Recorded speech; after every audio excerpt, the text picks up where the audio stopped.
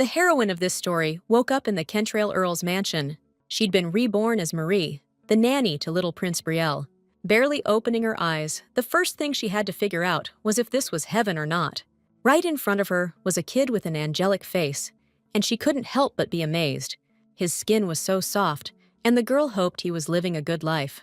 Then she realized she was trapped in a novel when another servant called the kid Prince Brielle. And her name is Marie now, names she recognized from the novel she was reading on her way to work.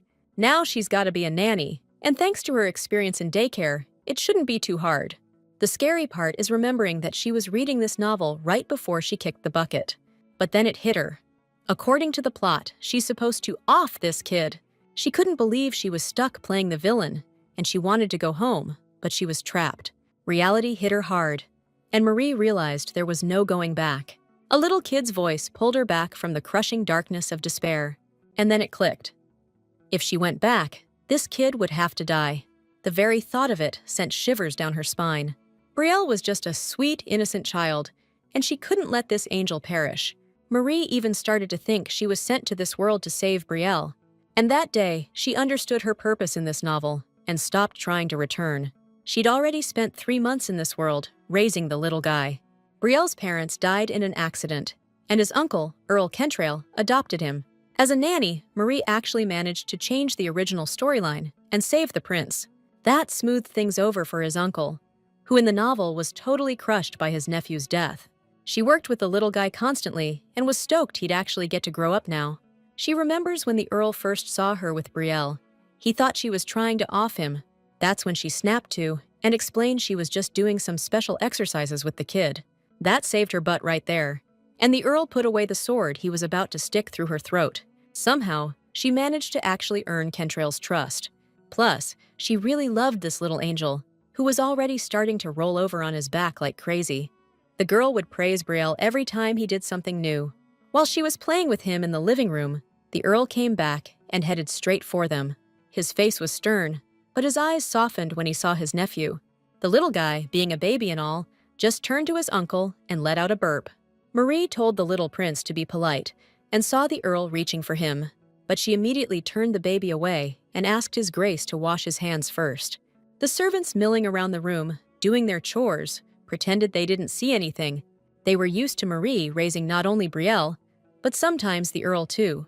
And while Kentrail went off to do as he was told, the girl kept playing with the baby. Then she put him in his crib and felt the Earl hesitating to come in behind her. He had a hard time expressing his feelings, even though he's pretty good looking. But hey, it's his first time raising a kid, so it's totally understandable. The Earl noticed Marie acting weird with Brielle and asked what she was doing. She kept covering and uncovering her face, calling it peekaboo. After explaining the game, she suggested Kentrail try playing it with the little guy too. He wasn't sure it'd work, since he was still hung up on that snitching from the butler. Still, the Earl gave it a shot and realized it wasn't rocket science. Plus, his nephew loved it so much, he started laughing even harder. The Earl liked the little guy's reaction, and even asked Marie if she'd seen it. Then he tried again, and she thought he looked pretty goofy. She was happy her uncle was playing with Brielle and trusted everything would be all right. More than anything, she wanted to protect the little guy, and she decided to watch over him. Before long, the kid was trying to walk, but he still needed someone to hold him up. Ellie, Marie's sister, came in, and she wanted to walk with them too. She grabbed onto Marie, and the little guy slipped right out of her hands. Marie freaked, thinking he was gonna fall and get hurt, or worse. But Ellie managed to jump behind Brielle just in time, so he wouldn't faceplant on the hard floor. He landed right on her fluffy dress, while Marie's heart nearly stopped. Hugging the little dude again, Marie asked Ellie if she was okay. Ellie just stared off to the side, kinda pouting a little. She probably thought her sister was gonna yell at her, but Marie was genuinely worried. Marie explained that the floors were hard, so kids could get hurt if they fell. After telling her to be careful, she promised to hold Brielle's hand next time. She stroked her hair so gently that Ellie calmed down right away. And the next second, she was laughing again, like nothing even happened. Originally, Ellie played a big part in getting Marie accepted into the Earl's family as a nanny. Brielle was being fed by this woman, Erin, but she couldn't give him all her time, since she had her own kid. And the real Marie declared that she couldn't trust the heir to anyone but herself. They hired her because of her experience raising her younger siblings. But Brielle himself didn't like this girl at all. Kentrail was already thinking about changing nannies when their relationship suddenly improved. It happened the day the main character woke up in Marie's body. She wasn't sure if it was because of her showing up, but they were still living with the Count's family. And Ellie, when she visited, also wanted to look after Brielle. The girl always loved watching that kid laugh. Later, the little guy learned to crawl and made his way from his playpen right to his nanny. Marie really liked that he was developing so fast, way ahead of schedule, and every time she looked at him, she just couldn't get enough of his little face. Just a month ago, he couldn't even stand, and now he's already taking steps on his own. And if he inherited his uncle's genes, he'll probably grow up tall and strong. The Count hadn't seen the little one in days, because he was tied up with business at the palace. In that time, the little guy had grown a lot, and Marie was sure his uncle would be thrilled. When Kentrail finally managed to get back, the first thing he wanted to do was check on the boy. But the butler told him Brielle was already asleep, which really bummed the Count out. Spotting the nanny, he started asking how his nephew was doing. The girl assured him he was fine, and then mentioned how he seemed to be in a real hurry. It was obvious he wanted to see Brielle more than she thought, so she let him take a quick peek at the little guy, since he was already out cold. Approaching the crib, the Count noticed the boy had lost a noticeable amount of weight. Marie explained that he'd been super active lately, so it was normal. She was already picturing the Count's surprise when he saw how much Brielle had changed tomorrow. Kentrail wanted to stroke his hair, but the nanny explained that he might wake him up. His hands are freezing from the road, and she's betting they're filthy too. That's when she noticed the Count had really slimmed down himself. But she also realized he'd gotten way hotter. She was totally checking him out. Kentrail caught her staring and asked what was up. Snapping back to reality, Marie explained she was going to sing the little guy a lullaby, even though she knew the sleeping kid didn't need it at all. She'd already announced it though, so she had to start singing. A quiet, soothing song immediately filled the room. Marie had a nice voice. She kept singing for a while, noticing how the Count was chilling out. The next morning, while strolling with Brielle, they ran into Kentrail. The Count went straight over to greet the little guy and shake his tiny hand. Then, Marie just had to brag that the little prince was already teething. The Count realized he'd missed that big milestone, and he wanted to spend more time with Brielle. Marie then started lowering the boy to the floor, so the Count could see something else. The kiddo first just sprawled out on the floor, limbs all splayed out. But then he started bending his arms and legs and pushing himself along. And after a couple of shuffles, he twisted around and plopped down on his cute little butt. Kentrail was blown away. He couldn't believe Brielle could already sit up. Marie was happy to see them having fun together and hoped they could hang out again tomorrow. And she started planning something that she knew they'd both enjoy. She wanted Brielle to try out a sensory play activity. Tons of kids his age are totally into it. She's using seaweed, which people were already eating way back in the Middle Ages, which is kinda wild. And to avoid wasting good food, she used the seaweed that wasn't exactly top shelf. While prepping the bath, she was happy the Earl was working from home again. That way, he wouldn't miss out on Brielle growing up. Hoping this activity would bring them closer, Marie asked the Earl to come over. Not knowing what was up, Kentrail was initially worried about the little one, but then she led him to the tub filled with seaweed. Now, the Earl was completely baffled, and maybe even a little freaked out. He tried to hide it, sure, but you could totally see he was freaking out. Then, Marie explained it was a texture game, good for building muscles and expressing feelings. And she started lowering the kid into the bath so he could start playing with it. But the Count was still sweating it and immediately snatched his nephew back up. Marie, saying there was nothing to worry about, stuck 2 seaweed strips on the kid's eyebrows. He wiggled them and seemed to dig the new sensation. Then he started pulling them off, and that little game was right up his alley. The Count, seeing his nephew was having a blast, figured he could put him in the bath. Then he started grabbing the seaweed himself and playing with the kid. Brielle noticed how cool the water looked running through his uncle's fingers. Not even knowing how to scoop it up yet, he just started slapping at the water with his hands, which splashed all over his uncle, and Mari got worried he'd blow his top. But Kentrail stayed cool and just slicked back his wet hair. Still anxious, the girl offered him a towel so he could dry off. But at that moment, she slipped on a little puddle from the splashing, and losing her balance, she fell right onto the Count, who was standing in front of her. Feeling totally awkward, she immediately pushed herself back, not wanting him to get the wrong idea. It happened so fast that the Count lost his balance from the shove and went down too. Mari freaked out. Thinking this could be the end of the line for her, Kentrail got up quickly while she started apologizing, not knowing what else to say to explain. Okay, so water spilled on the floor, no big deal, happens all the time. But then Marie started freaking out even more when she felt her heart pounding in her chest. And just to keep things from getting awkward, she bolted out of the room. Later on, Marie was doing some needlework when Ellie came to see her.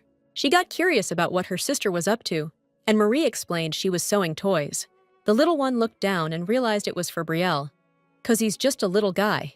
Marie patted her sister, and pointing to the mama bear, admitted it was for the prince. She promised to give Ellie the bunny, but it wasn't finished yet, 'cause it was a big one.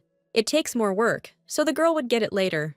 Marie was happy to see her little sister acting like a kid, even though she'd grown up so much. This reminded her of the rundown house they used to live in, where toys were a pipe dream. She used the money she earned from the Earl to feed and clothe her sister and brother. But what worried her most back then was that they were home alone all the time. So Marie asked the Earl if they could live with her in her room. He not only agreed, but he also gave them an entire room on the same floor as Brielle. The girl was really happy that she could help them out, even in a small way. A little more time passed, and the little guy was crawling around pretty fast. He'd even managed to escape and hide under the table when it was time for a diaper change. And to lure him back, Marie would use the teddy bear as bait. The little guy loved that toy, and he'd crawl right out of hiding. The second he stepped out into the open, another maid would snatch him right up. After that, they could change him into some clean clothes. Brielle was almost a year old, and Marie wanted to believe everything would be okay.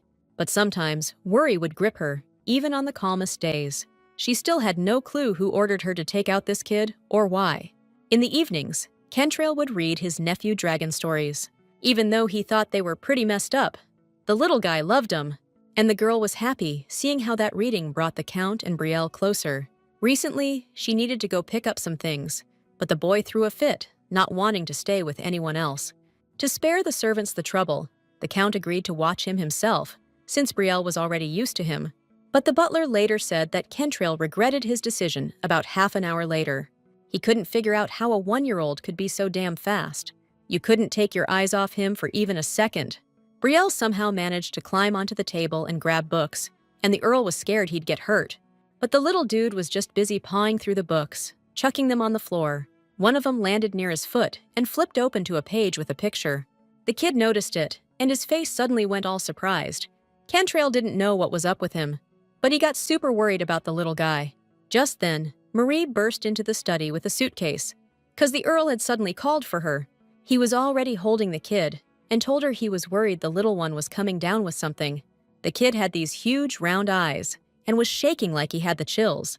And Marie noticed that at the same time, Brielle was totally fixated on one of the pictures. The picture had a dragon on it, and the girl figured out what was going on. The little dude just loved the picture so much, the Count mistook his excitement for sickness. After explaining what was up, she told his lordship not to worry. And that whole thing led to the Count reading his nephew dragon stories. He looked all freaked out then, but Marie pretended not to notice anything. But you could tell Kentrail was practically trembling with fear. The novel didn't go into detail about Brielle's parents' death, just that they died on their way to see the Count. And if Kentrail had arrived just a couple of minutes later, Brielle would have been a goner too. And now, the Earl was freaking out even if the kid just sneezed. But Marie finally understood what was making her boss so anxious. The girl realized this guy was carrying some seriously deep scars. Later, Marie went to draw a bath, leaving Brielle with a maid, and he threw a total fit. The maid, not knowing what to do, started yelling for the nanny until she got back. The kid wouldn't stop crying until he saw Marie, then he calmed right down. And the maid was happy to pawn him off, 'cause she was totally stressed out herself. At times like that, it seemed like the little dude was possessed, man. And Marie took the kid to his room and started changing him. The boy was yelling out some baby gibberish the whole time, and then he said Molly, which is like Marie, but in baby talk.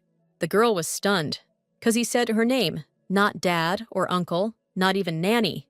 And Brielle, laughing and giggling, just kept babbling her name. And somehow, that eased the pain Marie had been feeling ever since she got stuck in this world. She saved him, and that first word of his was like a precious gift to her. Later, his little sister Ellie popped in again and saw them playing. Brielle was learning how to make cool shapes out of empty cups. He was watching the process with total focus, like it was super important. So, naturally, he didn't even notice Ellie, and she decided to fix that. The little girl ran up to the baby and, like totally accidentally, fell on his tower. The boy's eyes went wide with terror, like all his hard work just went down the drain. Ellie apologized and took off running, and Brielle started crawling after her, looking for payback. Watching them, Marie realized Ellie did it on purpose, just to mess with the kid. A little later, she brought the kids some sweet potato for a snack. She even let them grab it with their hands. But Ellie was worried it was still too hot. She picked one up and started blowing on it like crazy to cool it down. Only then did she offer it to the young master, so he could have a bite too. The girl loved taking care of him, then reached for a piece for herself. Marie offered to blow on it for her, but the girl decided to handle it herself. She wanted to be just like her older sister, just as caring. So she was blowing on the potatoes herself to cool them down faster. Then, out of the blue, the little dude giggled and said Ellie's name. After their snack, they decided to read up on dragons for a bit. While they were having a blast, their brother came up to the room and peeked through the crack in the door. Mari wanted to grab some drinks too, and asked Ellie to watch Brielle. As she stepped outside, she saw her brother Barry shuffling his feet. He was holding a ball, hoping to play with the little one too. He was just too shy to come in, so Mari suggested he play with Brielle. She even brought her brother into the room and asked Ellie to include Barry. The boy gave his older sister a grateful look. He flashed a sweet smile, promising they were going to have a blast. Mari was stoked that her family wouldn't be bored for a second. She wanted to hang out with the little dude too, so she hurried off to grab some drinks. Barry strolled over to the little guy and asked if he wanted to toss a ball around.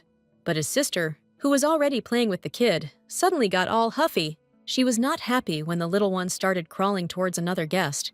Barry was sure playing ball would be way more fun. Plus, he brought a teddy bear. Then, Ellie reminded Barry about that time she cooled down his potatoes for him and how much fun they had. A squabble broke out between the siblings about who gets to play with the baby. The little dude was torn between familiar Ellie and the bear with the ball. That's when Marie walked in and saw the kids ditched Brielle to start arguing. They got all embarrassed, and the little dude immediately crawled to his nanny, babbling something to himself. She scooped him right up, and he was practically purring, while the other kids realized they were SOL. Marie could tell they were bummed, but even then, they looked kinda cute. Soon enough, it was Brielle's first birthday, and only close friends and family were there.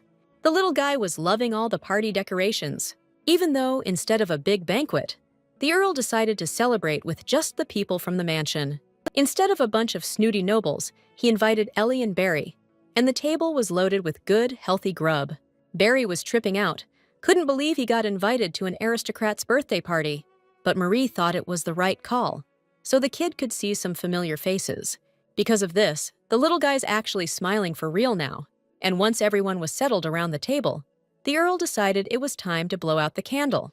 He suggested they blow it out together, which totally surprised Marie. But Kentrail just told her not to be shy and to come a little closer. So, holding the baby, she got ready to blow it out on the count of 3. She got flustered being so close to the Earl like that. It felt like even Brielle could hear her heart pounding right now. Marie tried to calm herself down, but she couldn't stop shaking. Meanwhile, Kentrail kept counting down to 3, and when he finished, she suddenly realized she'd been spacing out way too much. But she sucked in a breath and joined the count in blowing out the candle. Then she started congratulating the little guy, wishing him the best of health. And out of nowhere, Brielle reached out and planted a kiss on the nanny's cheek. The Count, the servants, and Ellie and Barry were shocked, but totally thrilled. Later that evening, after putting the little one to bed, Mari was just happy Brielle made it to his birthday. In the novel, he didn't even see this day, but now he's gotten through it safe and sound. She was so hyped, feeling like she'd nailed the first goal she set for herself after arriving here. Walking down the hallway, she noticed the Count's room was still lit up. Kentrail wasn't asleep yet, and Mari thought about bringing him some coffee. She quietly peeked through the crack in the door and instantly got worried. The Earl stood before his dead brother's portrait, weeping bitterly. He misses his brother and doesn't know if he can take good care of the kid. He really wished his brother could have seen little Brielle's sweet smile. That's when Marie understood why the Earl threw such a low-key birthday party. He was creating a happy image for the kid, all for his brother's sake. And Marie decided to rewrite her intentions and goals in her diary. Now her goal isn't just to raise Brielle, but to make him happy. Sometime later, when the kid was in the garden, Ellie came barreling towards him again. She was in high spirits, but the kid seemed a little confused. The girl was thrilled that the day had finally come, when they could walk hand in hand. Last time she tried to train him, it didn't exactly go as planned. He's a lot steadier now. But Marie still told her sister to take it easy. Promising that everything would be fine, the happy little thing grabbed Brielle's hand and led him away. He always had a good time with Ellie, and he started laughing again. Noticing he was having fun, she asked him to give her a kiss on the cheek. But then the boy turned away, not wanting to, and Ellie felt a little bummed. Marie saw her sister trying to coax him, and the whole thing was pretty funny to her. At first, she thought about stopping them, but then she changed her mind. After a while, she went to the Earl, saying she wanted to talk, and he immediately got worried, thinking something had happened to his nephew. The nurse said the baby was doing great, and Kentrail chilled out. Marie thought Brielle needed to make some friends his own age, but the Count wasn't so sure, so she figured he just didn't have any connections in high society. In the novel, the Count hated crowds and avoided social events. Out of the whole social scene, he only had 2 real friends. One of them has a kid Brielle's age, and they could totally hit it off. The girl was happy with that and started to leave, but the Count stopped her. He held out a small box and asked her to take it. When she opened it, Marie saw a gorgeous brooch. She already had one, but she never wore it.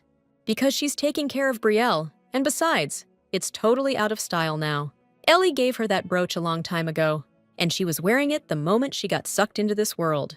But jewelry could be dangerous for a kid, so Mari took it off. She was also worried about what Ellie would say, noticing her sister was different. But the kids accepted her. Now, she thanked the Count for the gift, but her voice was kinda breathy, which made him think she didn't like the jewelry. Then he confessed he picked it out himself, and was worried if it would fit right. Kentrail's never bought a brooch for a woman before, so he's sweating it. The girl immediately flashed a smile, assuring him it was a really beautiful piece, and the Count felt relieved. He really wanted to please her. That evening, Kentrail took the kid, and he called him Uncle for the first time. But it came out kinda harsh. It threw him off so bad, he almost forgot he was looking for a book to read to the little dude. But then he noticed the kid was pissed. Turns out, he was throwing a fit because his uncle was standing too close to Mari. The adults were totally embarrassed, because they weren't even doing anything. So the nanny explained to Brielle that they were looking for a dragon book for him. Then she suggested reading about other animals, but the kid wasn't having it. So the girl started hunting for a different dragon story, something besides the usual one. No luck finding one, so Mari suggested they just make up their own. They grabbed a regular book, pretending to read, but just making up the story as they went. It worked like a charm. Brielle was out like a light in no time, and the nanny tucked him into bed.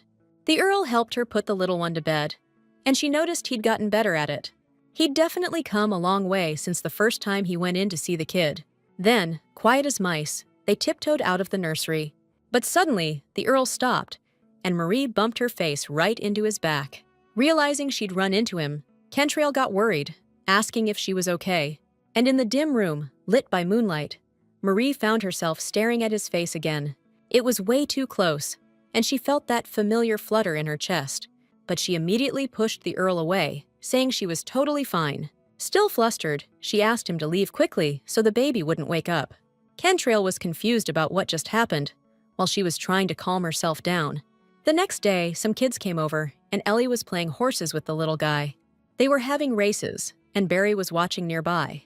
The kid declared he was going to win with the blue ribbon horse, but Ellie shoved another one forward, yelling that the red horse was going to take it all. In that instant, she got a smack on the back of the head from her brother, and they started bickering again about who was better at playing with Brielle. Suddenly, the little dude kicked Barry in the knee and called him a real jerk. The brother and sister were shocked at that kind of behavior, and that the kid even knew words like that. Barry was especially stunned, realizing the little guy was sticking up for Ellie. Brielle had such a fierce little face at that moment. Everything was clear without a single word. But the kid still had to ask why he was swinging those tiny fists around. And the little dude kept babbling, trying to get Barry to back off Ellie. The girl loved it so much, she immediately started hugging her little protector. Barry didn't get the reaction. He just told his sister off, thinking she was teasing the kid. Meanwhile, Marie decided to start drawing animal flashcards. She thought it'd be a good way to show Brielle what they looked like. They weren't exactly masterpieces, but they were close enough. Suddenly, the Count walked over and asked what she was up to. But when he saw the pictures, he thought Brielle drew them, and the girl got all indignant. She felt a little embarrassed, but insisted the drawings looked just like the real thing. She pointed at one of them and said it was an ant, and the Earl smirked a little.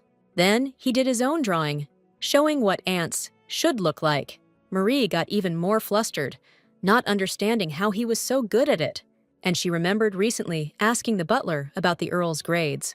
He had proudly declared that his lordship always took first place in everything. In other words, he's not just a good student, he's an amazing artist too. Suddenly, Cantrell decided to take the drawing of the ant that Marie had made.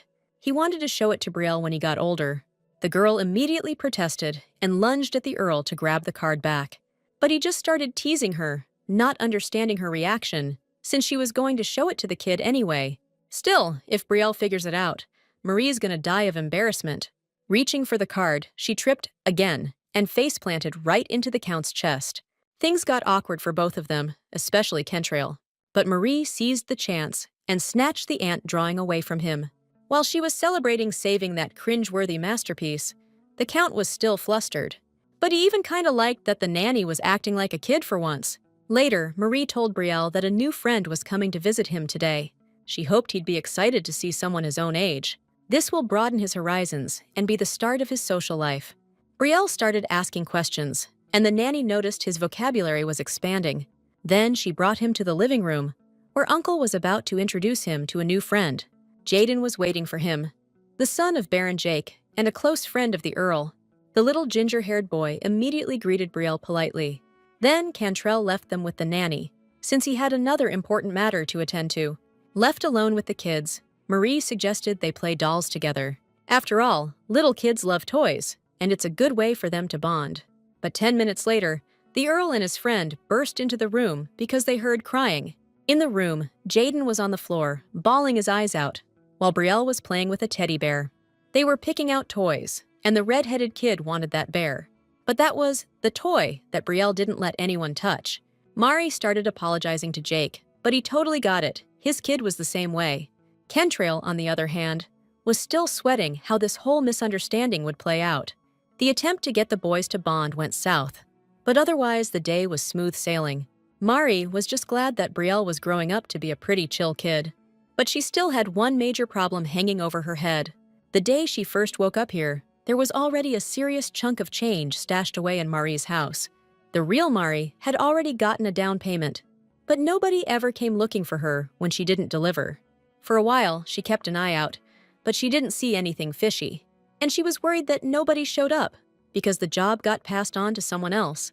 Now, she had this gnawing fear that it'd be tough protecting Brielle all by herself. She should tell the Earl the kid's in danger, but she didn't know how. Just then, Cantrell showed up behind her and noticed she was all worked up. What's more, he was curious what she was doing outside his office so late. She got so freaked out she clammed up, totally lost for words. She finally choked out that she wanted to tell the Earl something. Cantrell invited her into his office, where she started asking questions. Had he picked out a bodyguard for little Brielle yet? She decided not to spill the whole story, just give him a heads up, especially since she'd seen that Jaden already had a bodyguard. She added that she came so late because she was scared she'd forget to talk to him about it. She played dumb, pretending to be forgetful, but it totally worked. And Cantrell was happy that the nanny was always thinking of the little guy and agreed. He even admitted he was planning to go for a ride with Brielle, but Marie was worried it might be risky. The Count assured her they'd be going where the royal guard was stationed, so there was nothing to sweat. The trip's happening soon, since the Count took a long vacation for himself, and Marie got worried that something went down back at the palace.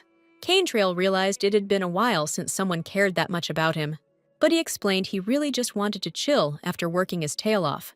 The next day, Ellie was arguing with her brother again about whose turn it was to play with Brielle, and Barry kept insisting the little dude would have way more fun playing ball. Brielle just sat back and watched those two fight over him. Then he pointed out the gardener watering the flowers. Turns out he wanted to splash around, so the kids ran straight for the fountain. Seeing how much they were enjoying it, Marie grabbed some towels for them. That's when she spotted the Earl, who was back super early today. The nanny was about to tell the kids to get out of the water when the Earl just jumped right in. He started having fun with the little ones, like he was a kid again himself. The knight who came with him was in shock, but Marie was actually enjoying the show. But the knight started trying to get the Earl to get back to work, saying he's the Chancellor, and everything grinds to a halt without him. Just then, Briel's little hand reached out for Kentrail, and he started begging his uncle not to leave, but to play with them some more. The Earl was thrilled to hang out with his nephew, which almost gave the knight a heart attack. Marie noticed they sent someone from the palace the minute the master took a day off. It's just, he started smiling, and everyone worried he was coming down with something. Later on, Marie organized a picnic for Brielle and the Earl. So they went to the edge of the park, and the nanny kept telling the little guy not to wander off. The Earl had already set up a location tracker, but he didn't tell the nanny. Suddenly, the little guy spotted something further down the path and started calling for Marie. The girl didn't know the area and didn't want to go, but the Earl promised to stay behind, and Brielle took off down the path, with the nanny barely managing to chase after him. The little dude even managed to slip out of her hand, and the girl started freaking out. Just then, the kid stopped and pointed at a rabbit he'd spotted. Marie smiled and told him what the animal was called, but in that moment, she suddenly got this uneasy feeling. It felt like someone was watching them, and she instantly grabbed the kid.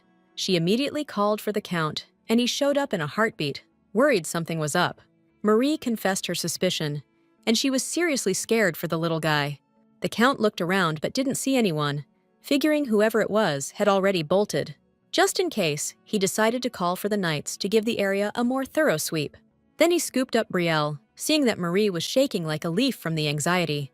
Even though she swore she could handle it, he insisted on carrying him himself. Later, the knights reported they hadn't found anyone suspicious in the park. The girl felt relieved, but the worry in her gut wouldn't go away.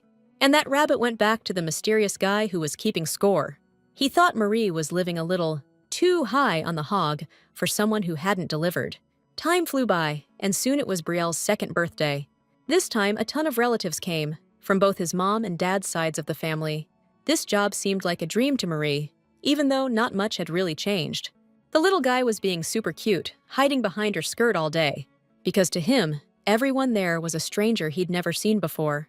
And before long, an older guy approached them, with gray hair and a beard. It was Brielle's maternal grandpa, Lord Peronia. He greeted the little dude sweetly and wished him a happy birthday. But the kid just hid further behind the nanny's skirt, spooked by the old dude. Peronia rarely visited, 'cause their place is like 2 weeks away. Cost him a fortune and a ton of time to get here. But he brought Brielle a present. He pulled a dragon toy from behind his back, hoping the little guy would dig it. The boy snatched it up, stoked.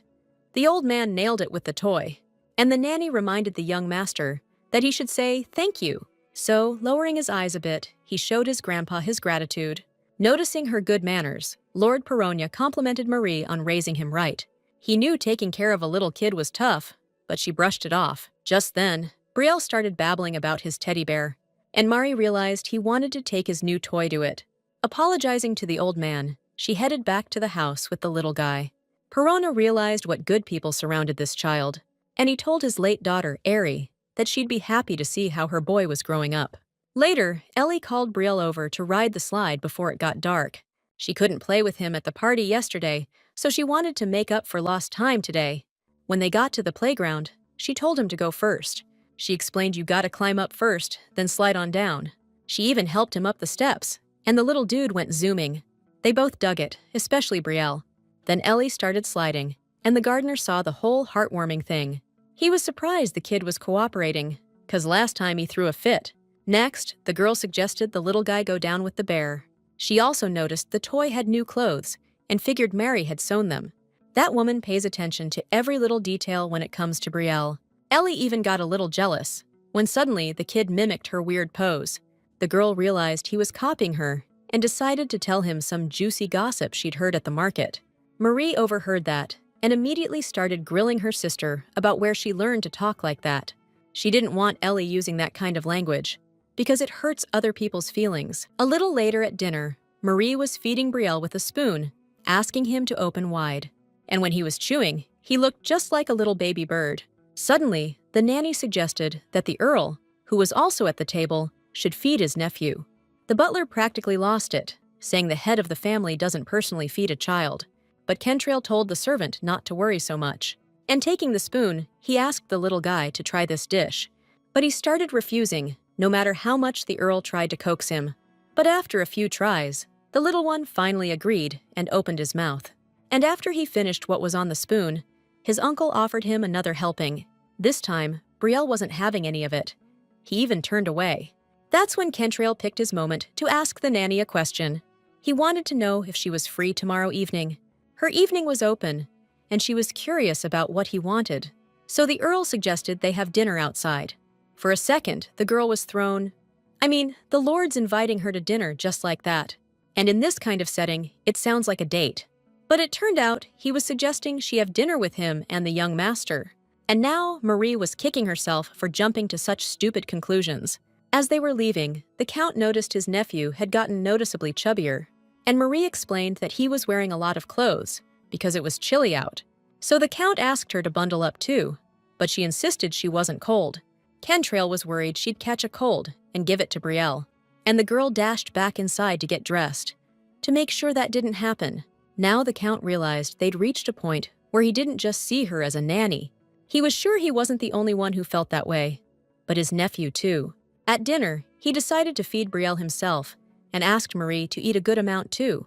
He reasoned that the boy needed to see how well he should be eating, and the girl agreed to try the first bite of the dish. Popping it in her mouth and chewing a little, she realized it was unbelievably delicious. That made her think of Barry and Ellie, who the Count had actually said she could bring along. But Marie decided to leave them behind because it would start unnecessary rumors, and she planned to treat them to the most amazing food here later. While they were having dinner, a couple at another table recognized the Count, but his date didn't get why he was making such a big deal about it. Then she noticed there was a girl with the Count, but the fireplace was blocking her view, and she couldn't make out who it was. The guy was shocked to see the Chancellor smiling. He thought it was just a rumor. Kentrail was always intimidating and demanding. His tone and glare could send shivers down your spine. And now he's sitting there grinning like an idiot, except the fireplace is blocking the view. After dinner, Marie took the little guy to his room and tucked him into his crib. And the Earl asked if her shoulders were sore, since the kid's getting pretty heavy. Marie had been carrying him since the restaurant, and her shoulders were definitely aching a bit. The Earl tried to take the baby, of course, but he only wanted to be held by his nanny. And seeing how tired she was, he offered to give her a shoulder rub. He learned how to relieve muscle tension back when he served in the Knight's Order. Marie sat down on the chair, almost against her will, blushing the second he touched her shoulders. And trying not to show how flustered she was, she asked him to tell her about his time in the Order. The Earl explained that usually second sons join, and that he himself left pretty quickly. Now he wants to hire a tutor for Brielle, someone to teach him how to handle a sword. The timing was right, but Marie couldn't shake the memory of that birthday party. It was his second birthday, and Brielle had set up his dragon figure next to his teddy bear. The kids spotted some of her drawings, just lying around under the little table. Marie picked up a drawing of an ant, and Brielle instantly knew what it was. Then he started asking why the ant had 6 legs, but even explaining that it was an insect didn't satisfy Brielle, and he kept pressing. And the nanny realized he'd reached that age where everything was fascinating, so that why question was going to keep coming up after every single answer. And to avoid getting sucked into that whole thing herself, she suggested he ask the Count. And then the kid wouldn't shut up about it for like half an hour. Now Mari's saying we need someone who can actually explain stuff to the little dude. The Count remembered one candidate had a bad stomach at the interview and totally bombed, but they decided he'd be the tutor until the next exam. Soon enough, the tutor's arrival day came, and Mari brewed some tea for them, when suddenly she heard a scream coming from Brielle's room. The girl got freaked out, thinking something terrible might have happened to the kid, and she immediately rushed in there to figure out what was going on. Inside, everything looked relatively calm. Brielle was sitting at the small table, and standing next to him was his teacher, totally startled by the nanny's sudden entrance. The girl realized she jumped to conclusions, but still asked what was going on. And the tutor, Yudges, reported that he was teaching the little master his letters. The kid didn't like studying, so he threw a fit as a protest. Just a few minutes before, Yudges was pointing at numbers and asking the little guy to repeat them. Then he decided to show him how to write the Earl's name. But the kid objected and asked the teacher to write Marie's name instead. The teacher realized this Mari chick must be special, if the little dude was so attached to her. And while he was thinking about the nanny, Brielle lost all interest in studying. So he slammed his hand on the table and yelled that he wasn't doing any more. Yudges tried to persuade him to at least try writing one word. But the little dude was kicking up a fuss, and Marie heard the crying when she was bringing in the tea. The second she walked in, the kid bolted straight into her arms. He wanted her to protect him. Plus, he wasn't used to being away from her yet. And the teacher started asking about the little guy, what he didn't like, so he could avoid that stuff during lessons. After class, Brielle took Barry outside to play and was spinning him around in the air. Marie watched them from the balcony, and she loved that those two played together so often, and that the little guy loved being spun around. Ellie couldn't do that. She's not as strong as her brother. No sooner did Marie think about her than she showed up, bringing Brielle a wreath. She wanted to do something for the little guy instead of acting all jealous and dumb. And now she asked him to try on the wreath she'd woven herself. But the little dude refused, and the girl figured he just wasn't feeling it. Seeing Ellie bummed out, Brielle tilted his head at her, and she carefully put the wreath on him. And Barry suddenly got all flustered. He realized the kid was just getting caught up in Ellie's performance, but he wasn't going to call her out on it. Watching them, Marie decided to come up with a game they could all play together. And she remembered how they used to mess around in the water. Even Kentrail had a blast back then. Meanwhile, the king showed up at the Earl's place and noticed how hard he was grinding. He was worried the Chancellor was forgetting to eat, 'cause he was looking kinda thin. From where he was standing, it looked like the Earl wasn't even thinking about food, just work, work, work. And he wasn't thrilled about the king's surprise visit. Like the guy didn't have anything better to do. The king offered him a drink and a place to crash, said it was gonna rain tonight. The count turned him down, so His Majesty chuckled and guessed someone was waiting for him back home. One of the secretaries ratted him out, said Kentrail's been smiling a lot lately. Then he remembered Brielle's birthday was coming up in a few months. The king decided he'd personally throw his third birthday bash and officially announce him as the count's nephew. And he's also just dying to see when the Chancellor finally pops out some kids of his own. Because there's talk going around that he's got a real looker for a nanny. That's when the count snapped and demanded to know who was spreading those rumors.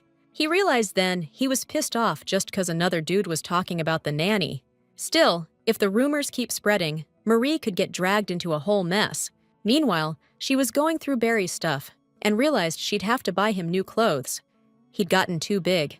She was actually excited to see what her brother and sister would be like when they grew up. It was raining outside, and Marie noticed a bird fly up to the window.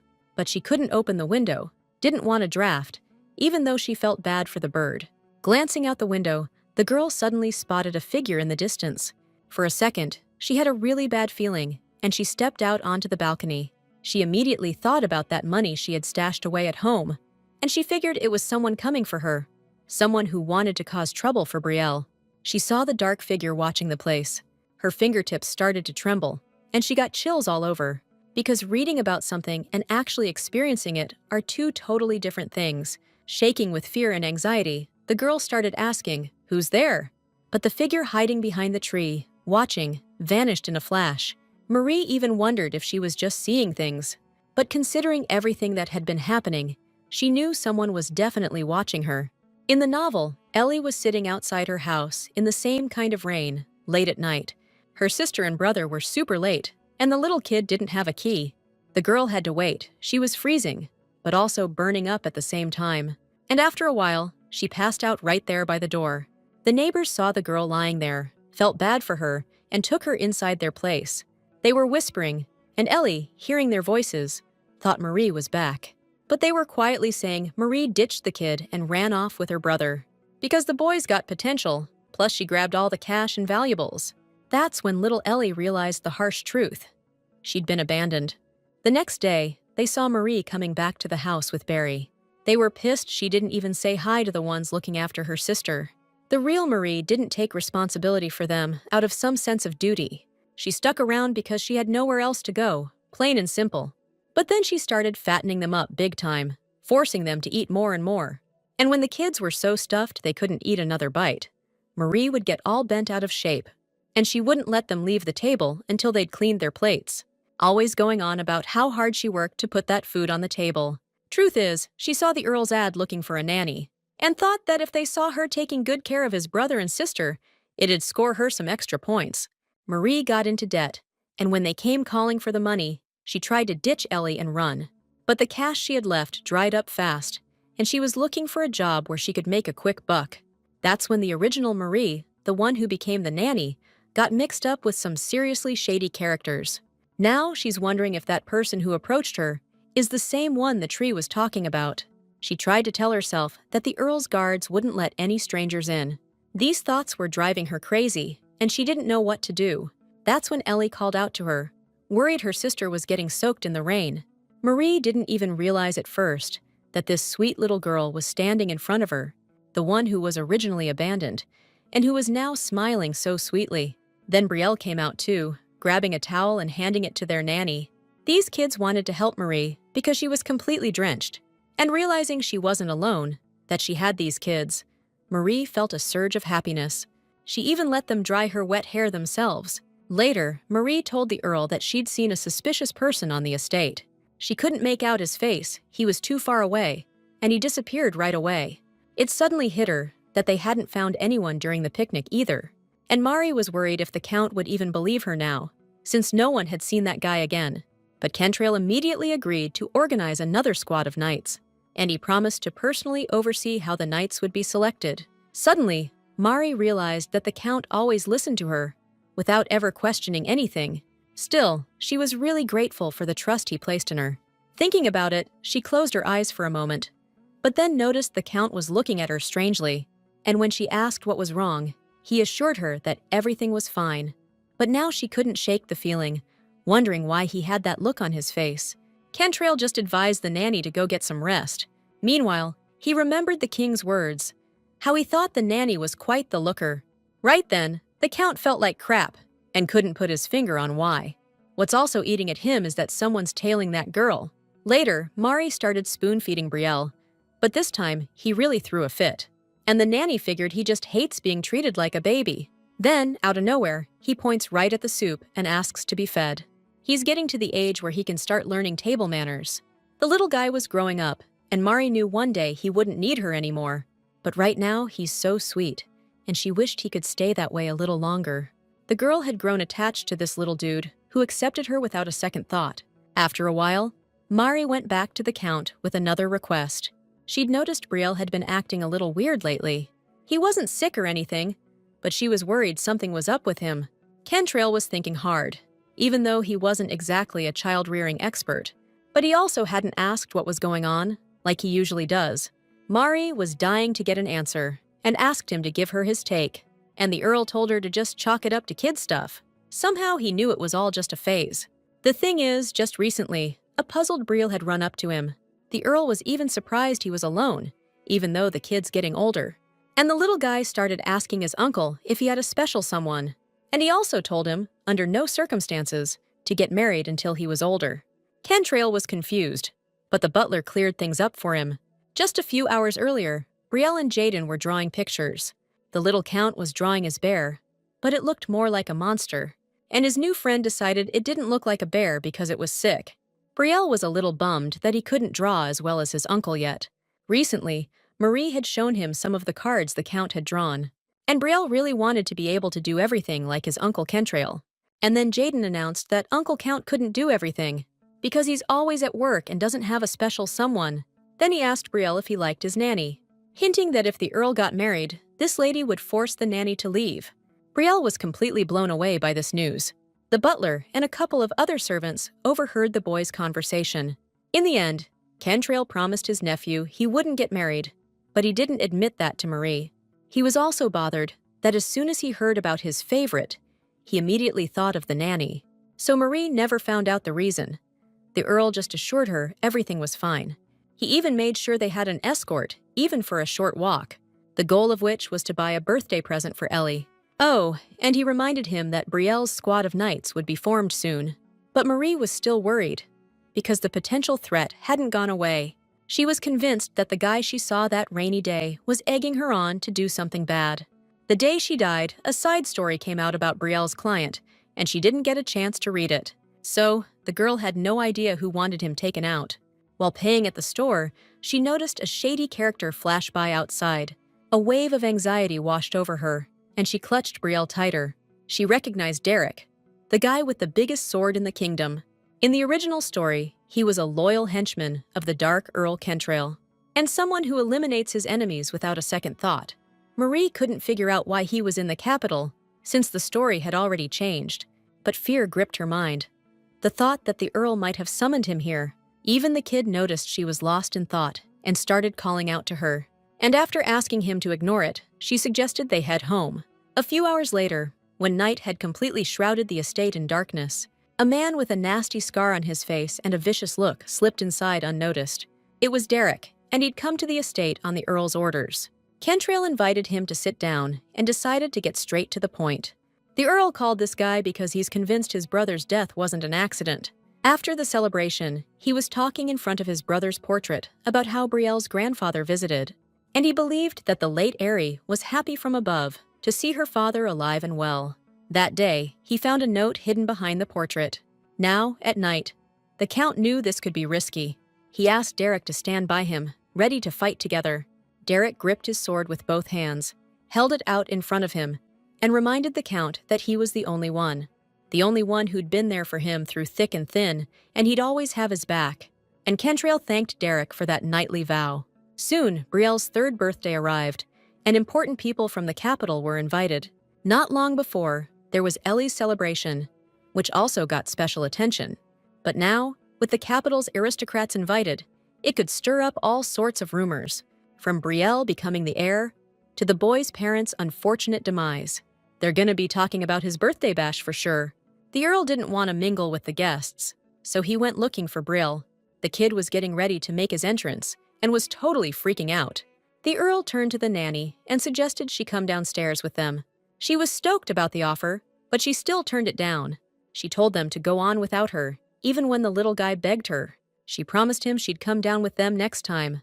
She knew a noble aristocrat shouldn't be seen arm in arm with a nanny on such a big day. Soon, they announced the arrival of Earl Kentrail Durant and young Master Brielle Durant. The guests immediately noticed how cute the boy was and how much he looked like his dad. There was a small set of steps ahead, and Kentrail reached out his hand to the little guy, just to make sure he got down safely. Meanwhile, Mari watched from the balcony, thinking about raising Brielle in a safe place. It's the main reason she stayed here, and she's good with that. A little later, she went outside to get some fresh air and clear her head, when suddenly, someone came up behind her and put a shawl around her shoulders. Turning around, she saw the Earl, who was worried she wasn't dressed warmly enough for the cool air. Then, he told her how Brielle greeted everyone, and then went to his room with Jaden. The Earl noticed a bottle of wine and wondered why Mari was drinking out here all alone. He was worried she might fall down the stairs, but she assured him she doesn't get drunk that easily. Suddenly, she remembered how the Count in the novel had changed. He swore revenge and wept in despair. And now, sitting with him on the steps, she promised they would protect Brielle. The Count didn't understand why Marie brought that up now, but he agreed with her. He also thanked her for always genuinely caring about the little one. He would have struggled alone, and he realized that this girl gave him strength. He also hoped that one day he could express his feelings for her. Sometime later, when the Count was at the royal palace, he unexpectedly ran into the Queen, and she asked him to stay a moment. She was only accompanied by 2 maids, even though they say she's extravagant, and when she greeted him politely, the Count knew she was fishing for gossip. But he warned her right away to watch her mouth. Her Majesty assured him there were no prying ears around, nothing to worry about. Besides, they're family, even if they only see each other once a year. Then she asked how little Brielle was doing. Deep down, she was a little jealous, because she didn't have any kids yet. But the Count was sure she and the King would have an heir soon enough. And the Queen changed the subject, wondering when Kentrail would get married.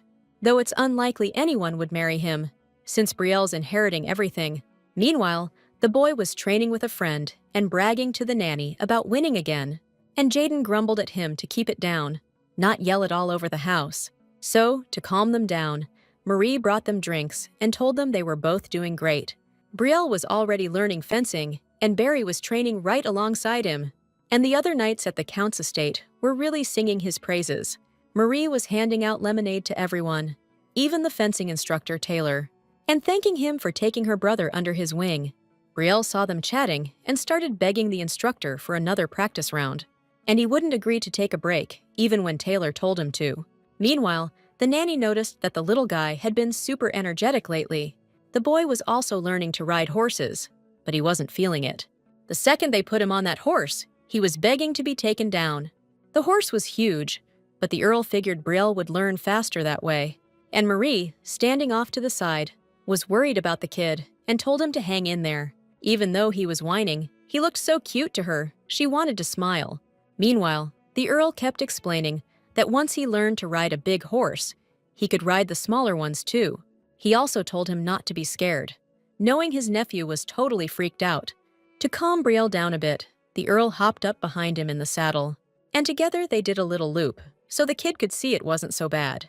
Brielle really did chill out and even bragged to the nanny that he knew how to ride a horse, and Marie was happy for his progress and waved to him from a distance. Just then, Kentrail remembered how his own father taught him to ride a horse the exact same way.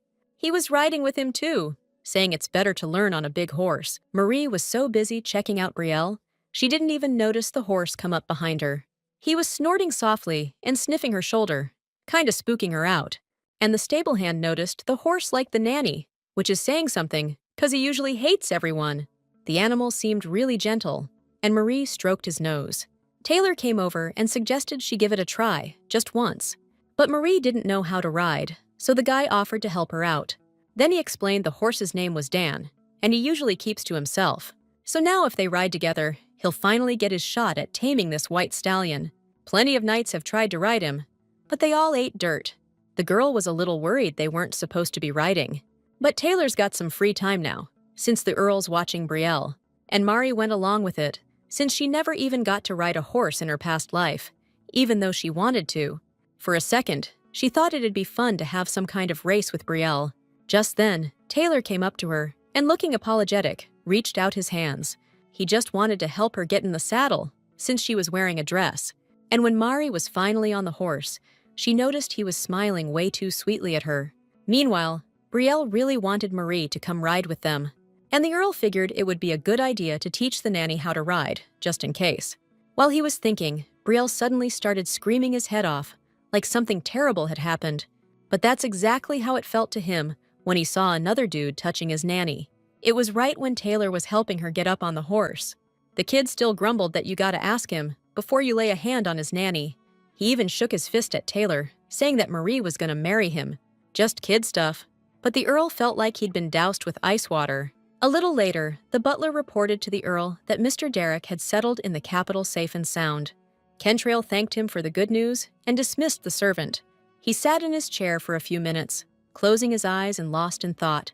Then, he took his brother's diary out of the desk drawer and reread some lines. He was trying to figure out how he died, leaving behind a little kid. Just then, Marie knocked, and the Earl put his notepad aside. The girl showed him cookies she and Brielle had baked, asking him to try one. Plus, the little guy had even made the cookie shapes himself. Little bears! The Earl realized he'd missed the moment his nephew learned to do stuff like that, even though he saw him tackling challenges and being proud every single day. But it felt like if he blinked, Brielle would grow up and out from under his wing. And Marie was even more convinced the Earl wasn't the cold fish everyone thought he was. At least, she could see right through him now, knew exactly what he was thinking.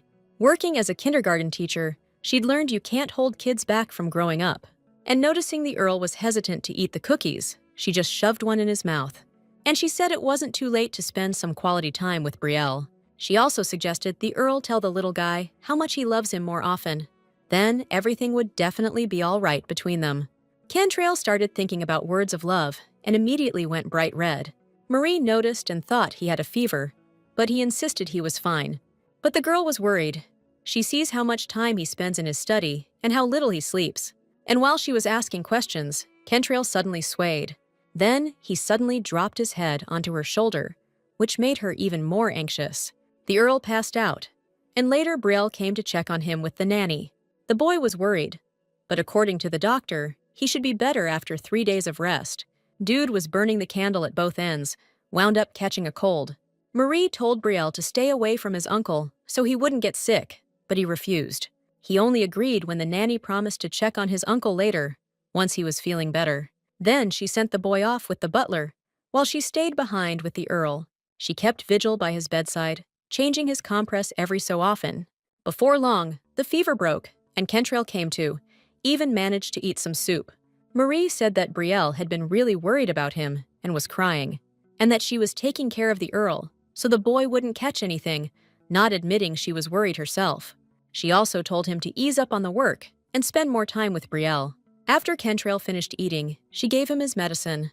The stuff tasted kinda bitter to the Count, but the nanny knew he was just being a baby. Without even thinking, the girl giggled, then clammed up. But the Count actually liked it. Marie blushed, explaining she'd been looking after him lately because she had to. But even that didn't bum the Count out. He even decided to open up a little. He wanted her to feel comfortable around him, you know? The way he said it was kinda weird, and Marie didn't get what he was driving at. And Kentrail reminded her that they were family now. The girl agreed, 'cause it had been a long time since she started working there, and she really had gotten close to the Count and Brielle. Still, hearing that from Kentrail was the last thing she expected. She almost regretted trash-talking the Count while she was reading the novel. This puppet master caught a lot of flack from the fans, including her. Marie even got a little emotional now that she understands him so much better. And if she hurts Brielle, things are gonna end way worse than in the original story. Once the Count finished his medicine, she asked him something, whether anyone held a grudge against him, and that question kinda threw him for a loop. But Marie brought up the fired officials or servants from the mansion as examples. She wasn't saying he did anything to them, just asking, you know? And Kentrail said without hesitation that there weren't any people like that here or at work. But it was clear that questions like that bummed him out.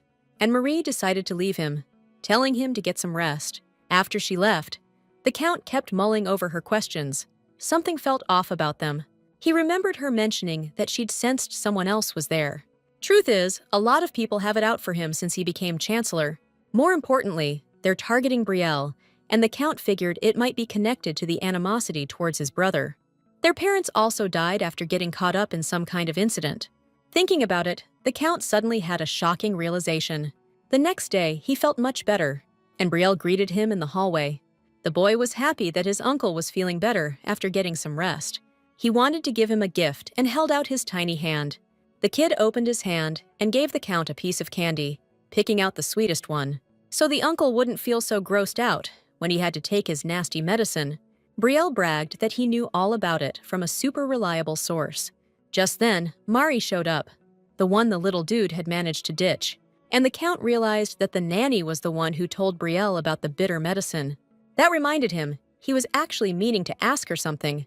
The girl gave him a curious glance. Then she headed to his study, where he said he wanted to send Barry to the academy. He can't learn everything here, but the Count wants Mari's opinion. She wondered if a kid from a broken home would ever get another shot like this. Because it costs so much, even noble families only sent their eldest son there. Marie hesitated to accept the offer, feeling like she'd already gotten so much. But the Earl had heard rumors that Barry was pretty damn good with a sword. And at the academy, he'd learn even more techniques and hone his skills. The Earl sees it as a plus for their family, reminding her that he'd already acknowledged them as family. Marie understood that until the person who ordered the attack was caught, everyone was in danger. So, to protect everyone, she agreed to let Barry enroll in the academy. Now all that was left was to get his opinion, and Marie went to call for him. Just then, Brielle started screaming, making a grumpy face. Breaking free from the nanny, he bolted out of the room. He didn't want to be separated from Barry. The decision was made, even though Marie's family was sad to see her go. But the rest of the mansion took it easy and congratulated Barry. Everyone except the young master, who got pissed and hid in the garden. Barry went after him right away and found him almost immediately under a rose bush.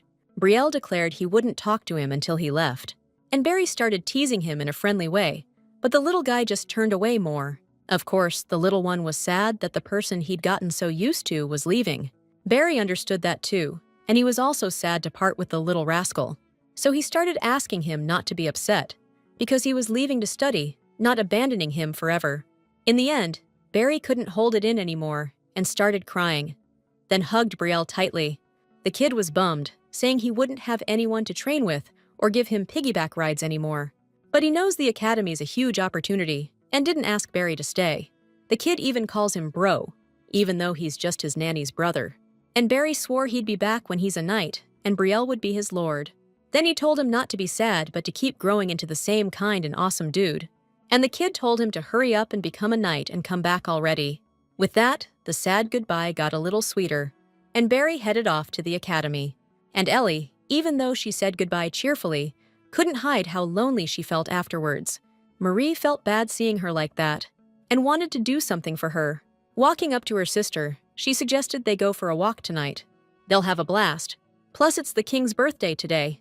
They strung up flowers all over the streets for the celebration, and musicians were playing all night. The royal guard beefs up security at times like this, so nothing bad's gonna happen. Marie suggested going out after the little master falls asleep, and when night blanketed the streets, she and her little sister slipped out of the estate.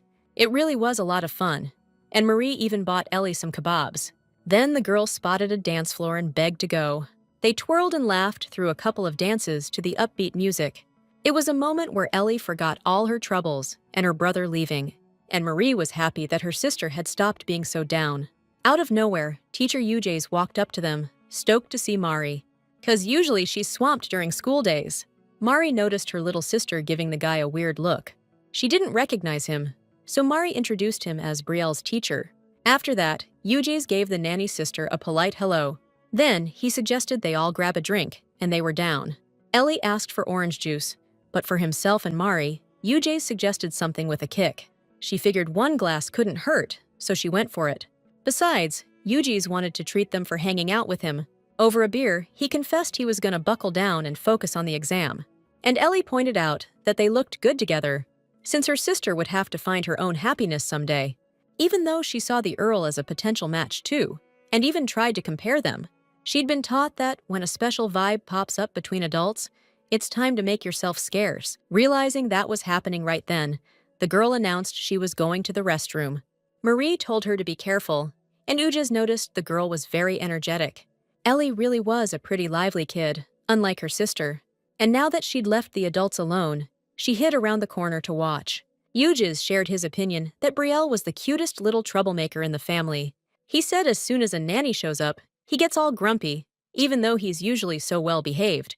Marie kept quiet about disagreeing with him, because that little guy was just pure charm to her. Ellie saw those two laughing together, and hoped her sister would be happy. She wished Marie would meet someone who'd actually care about her. Meanwhile, the Earl was in his study, sorting through documents, realizing a big day was coming up fast. And about the king's birthday, it was also the very first day Brielle arrived at the palace. Marie dressed him up so he'd be the most dazzling one there. Just like his uncle, though nobody can really compare to him. Just then, Cantrell walked up and wondered why he was considered so unique. The girl blushed, and also noticed that the Earl looked more handsome than usual today.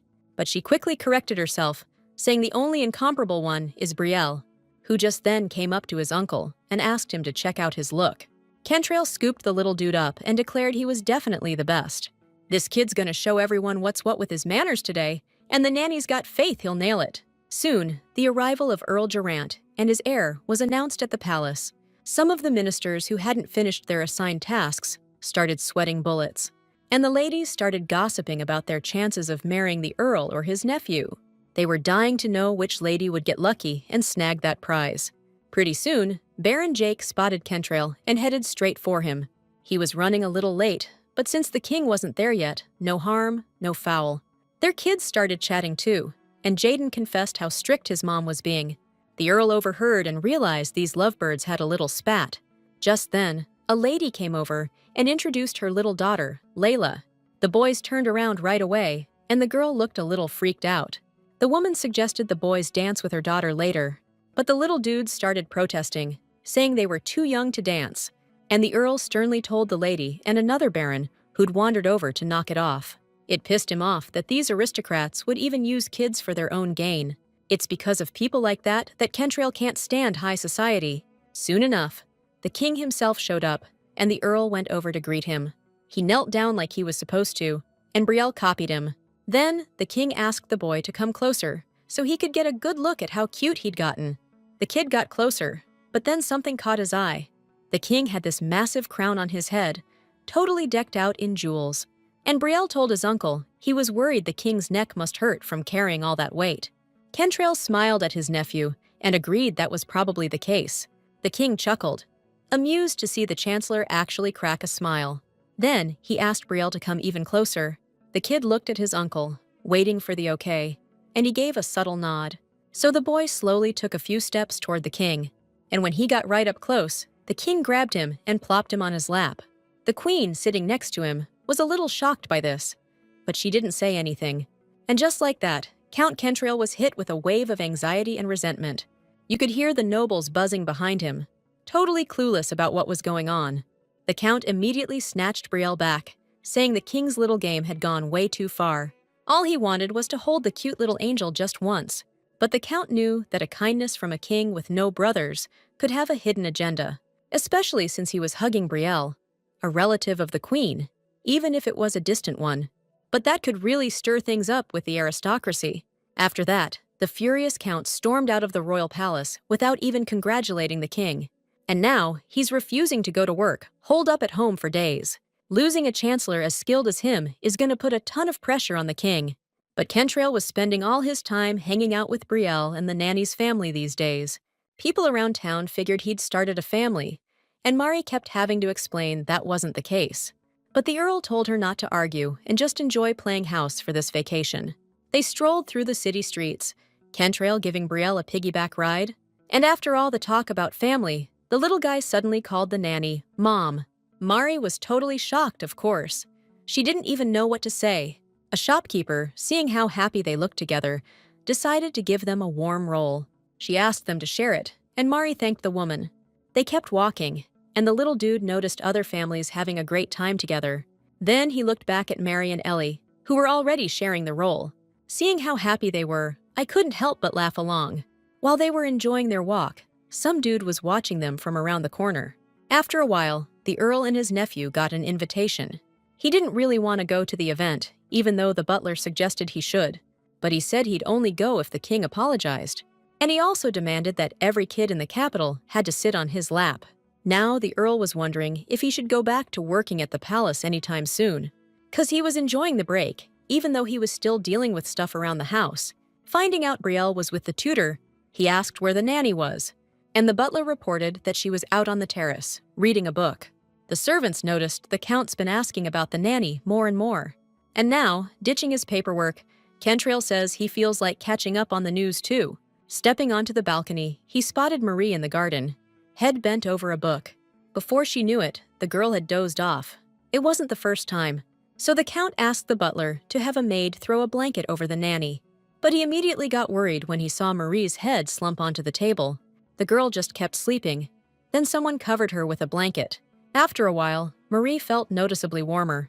Opening her eyes, she saw a blanket on her and a pillow under her head.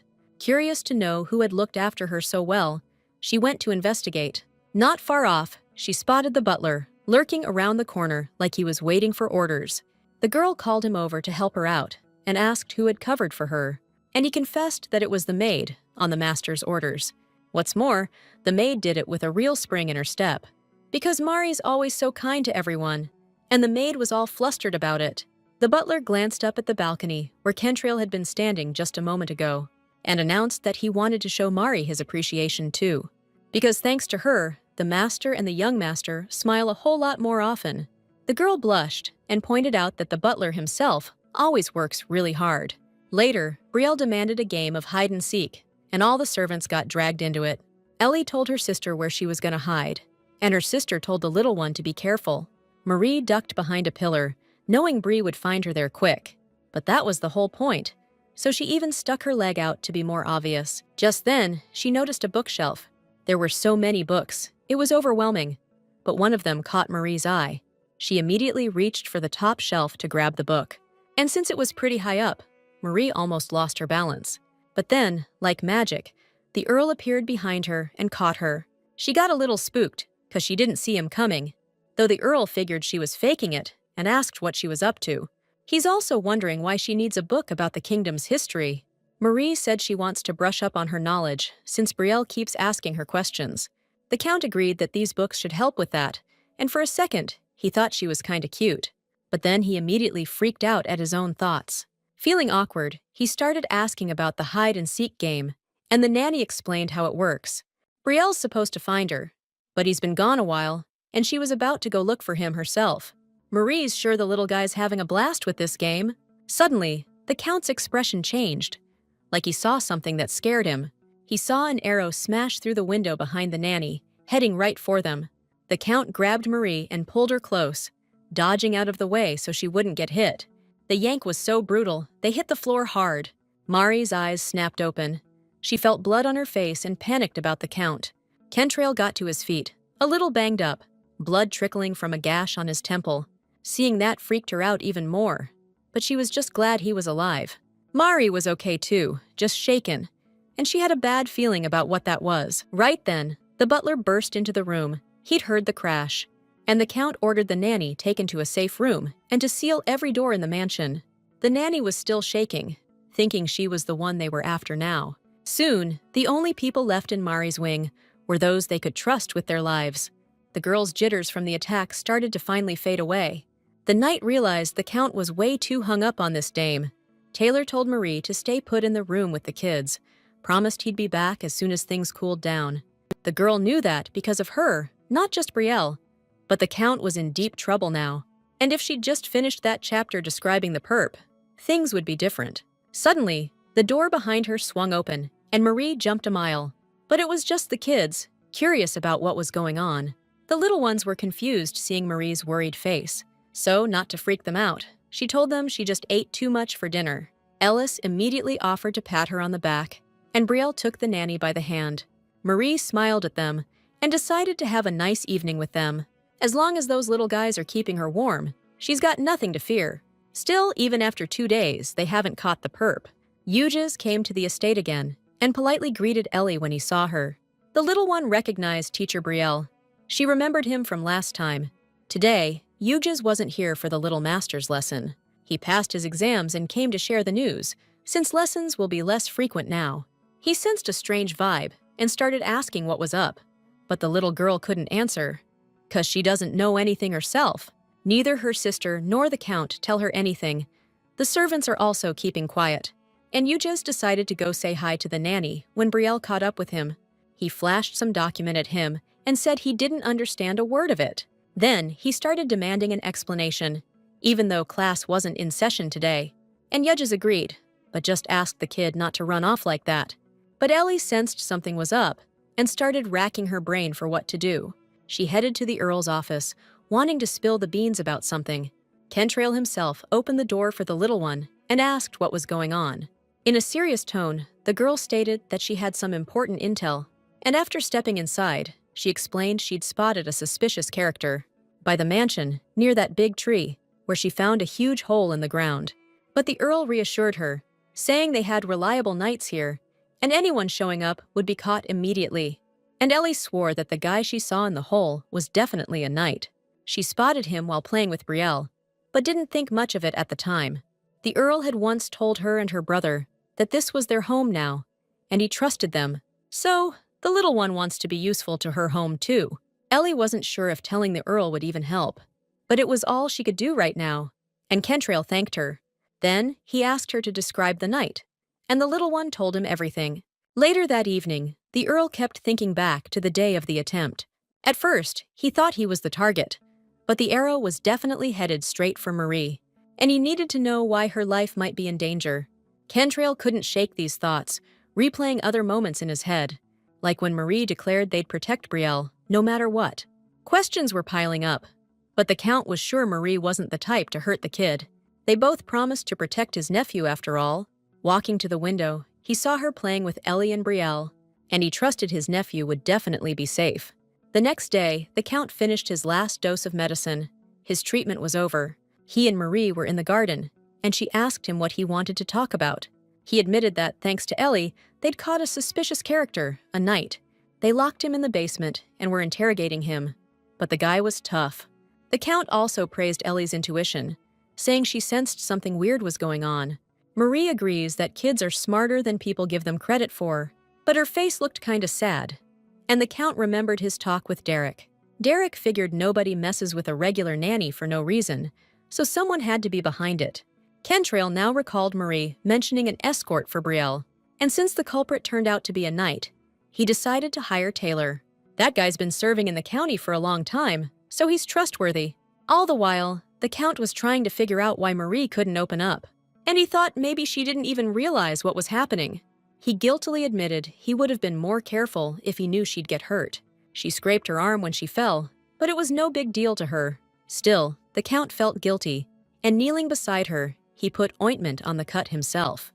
The girl was a little shocked by the concern, even though the Count was always kind. And when he finished, Marie just thanked him.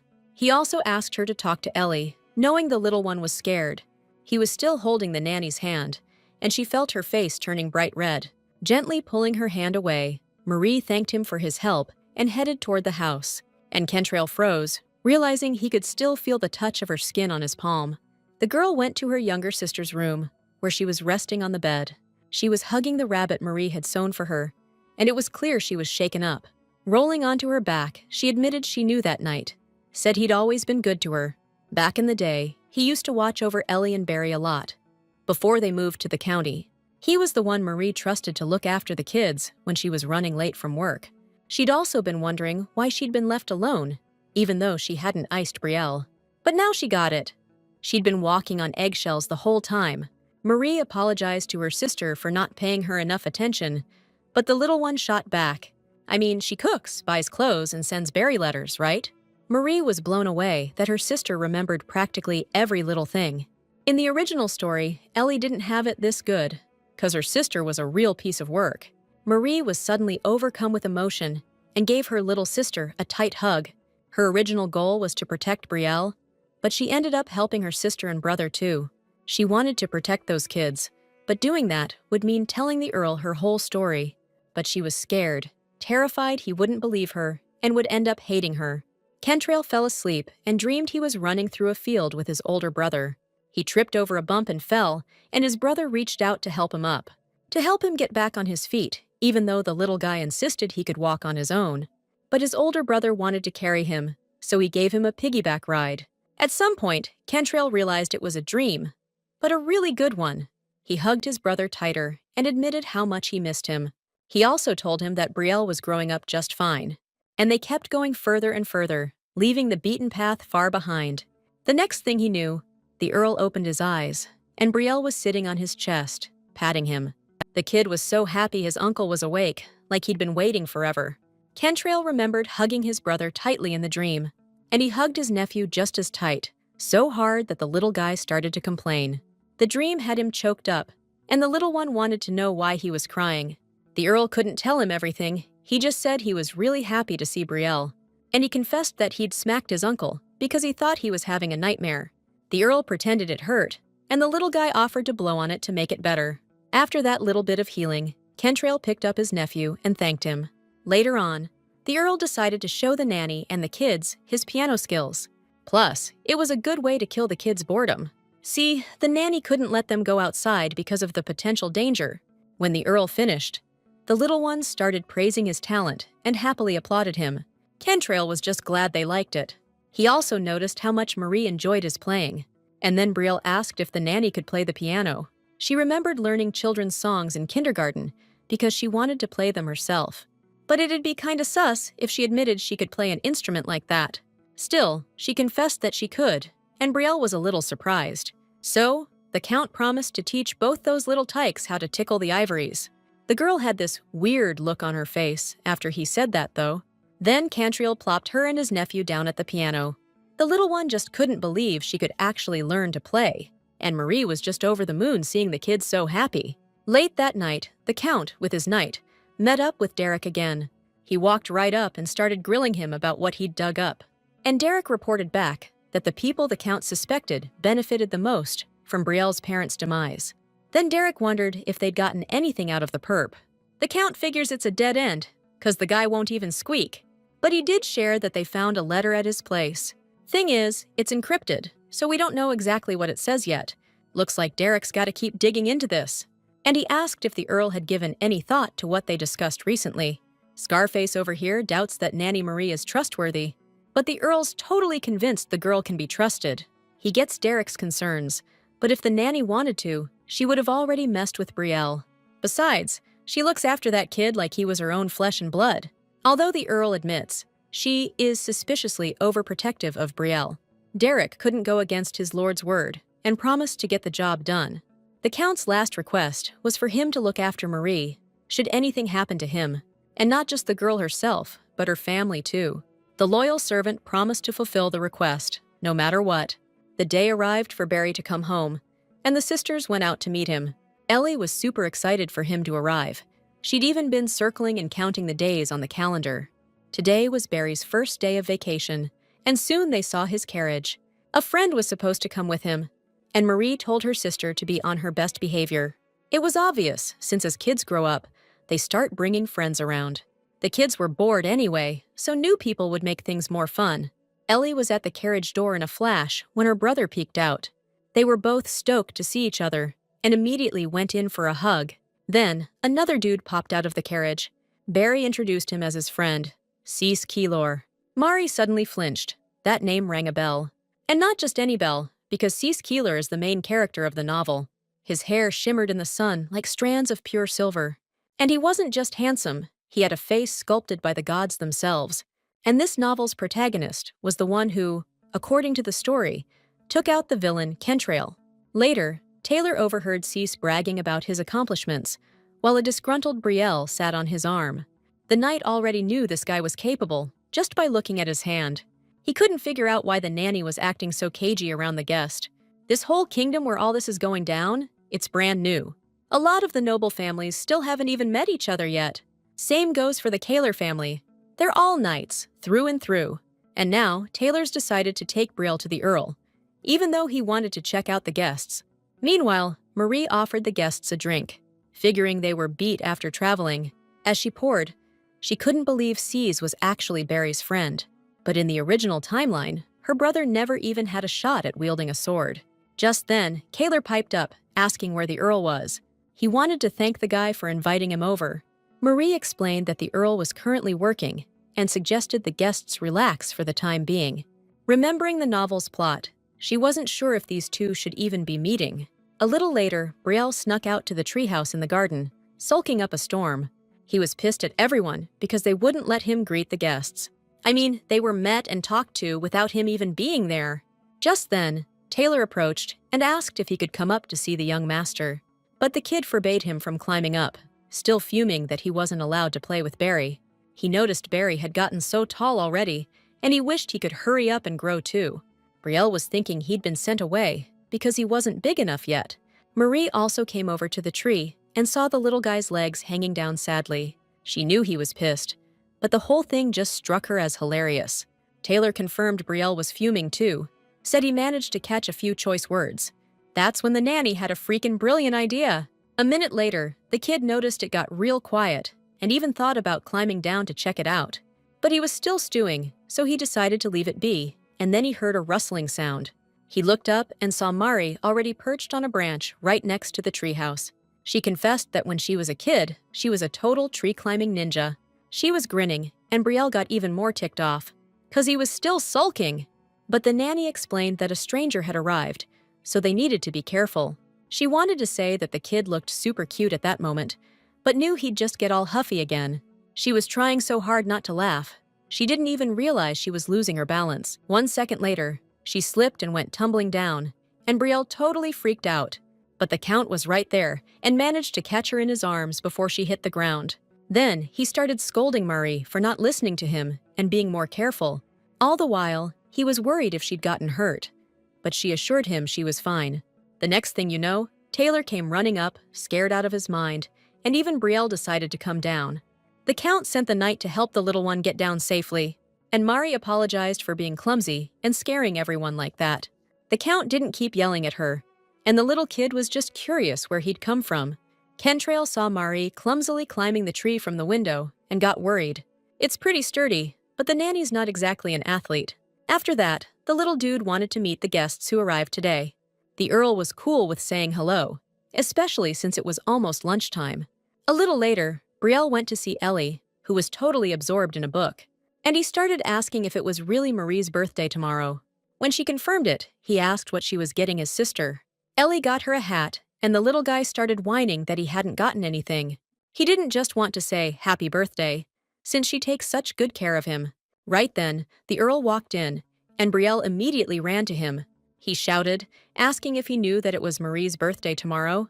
And then, with those puppy dog eyes, he confessed he wanted to get her something. Kentrail and Ellie knew they had to step in and help, so the Earl suggested buying her something. The next day, Marie was greeted with congratulations. Her sister and brother immediately shoved gift boxes at her, but Brielle was still fumbling around. Then, he handed her a jewelry box, admitting he picked it out himself when he went shopping with his uncle. The little dude looked so stoked he could actually give her something. Then, behind him, Taylor admitted Brielle couldn't make up his mind, so the Earl practically bought the whole store. There were so many gifts. Marie didn't know when she'd ever get around to using them all. Then, the Earl gave her a dream catcher, figuring she wasn't into accessories since she never wears her brooch, and she explained she was just worried the kids might get hurt by the sharp pin on it. She dug this gift too, and thanked the Count for it. He even blushed, and Ellie started begging to see her present. Opening the box, Marie thought the hat was cool, just like all the other gifts. Then, she thanked everyone for the birthday wishes, and she gave Brielle a peck on the cheek, promising she'd totally use his gift. The little dude was stoked she liked it and gave her a peck back. Back in her old life, Marie's parents were always at each other's throats. They only got hitched because of her, and she can't even remember the last time they celebrated her birthday. But now, they even got her a strawberry cake with a candle, and she was super happy to be surrounded by so many awesome people. Later, she tried on a hat, and it looked amazing on her. It was perfect for meeting up with someone. Ellie started asking who it was, and her sister said it was just a friend. The little one still didn't get why she had to dress up so fancy for a friend.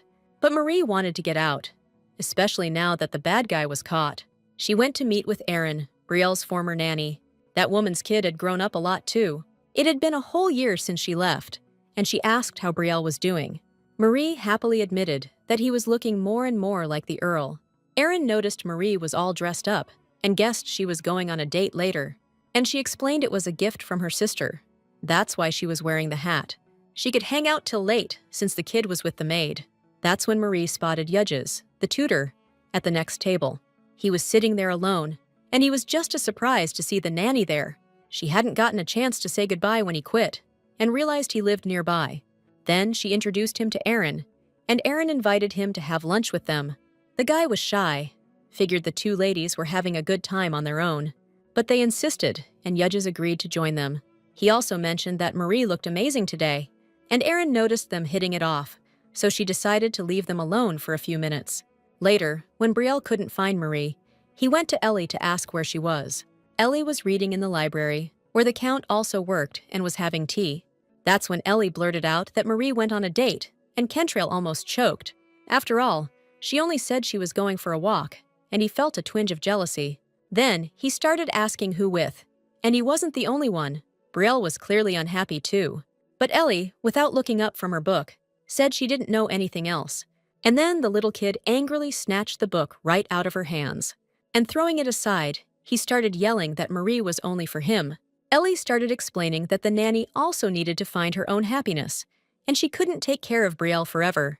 Then the Count started asking questions, and the girl admitted that Marie was going to meet a close friend. Hearing about a close friend, Kentrail felt like he was about to lose his damn mind. But Ellie, who was watching him, started to figure out what was going on. After a while, Taylor came to the Earl and reported that he'd found her.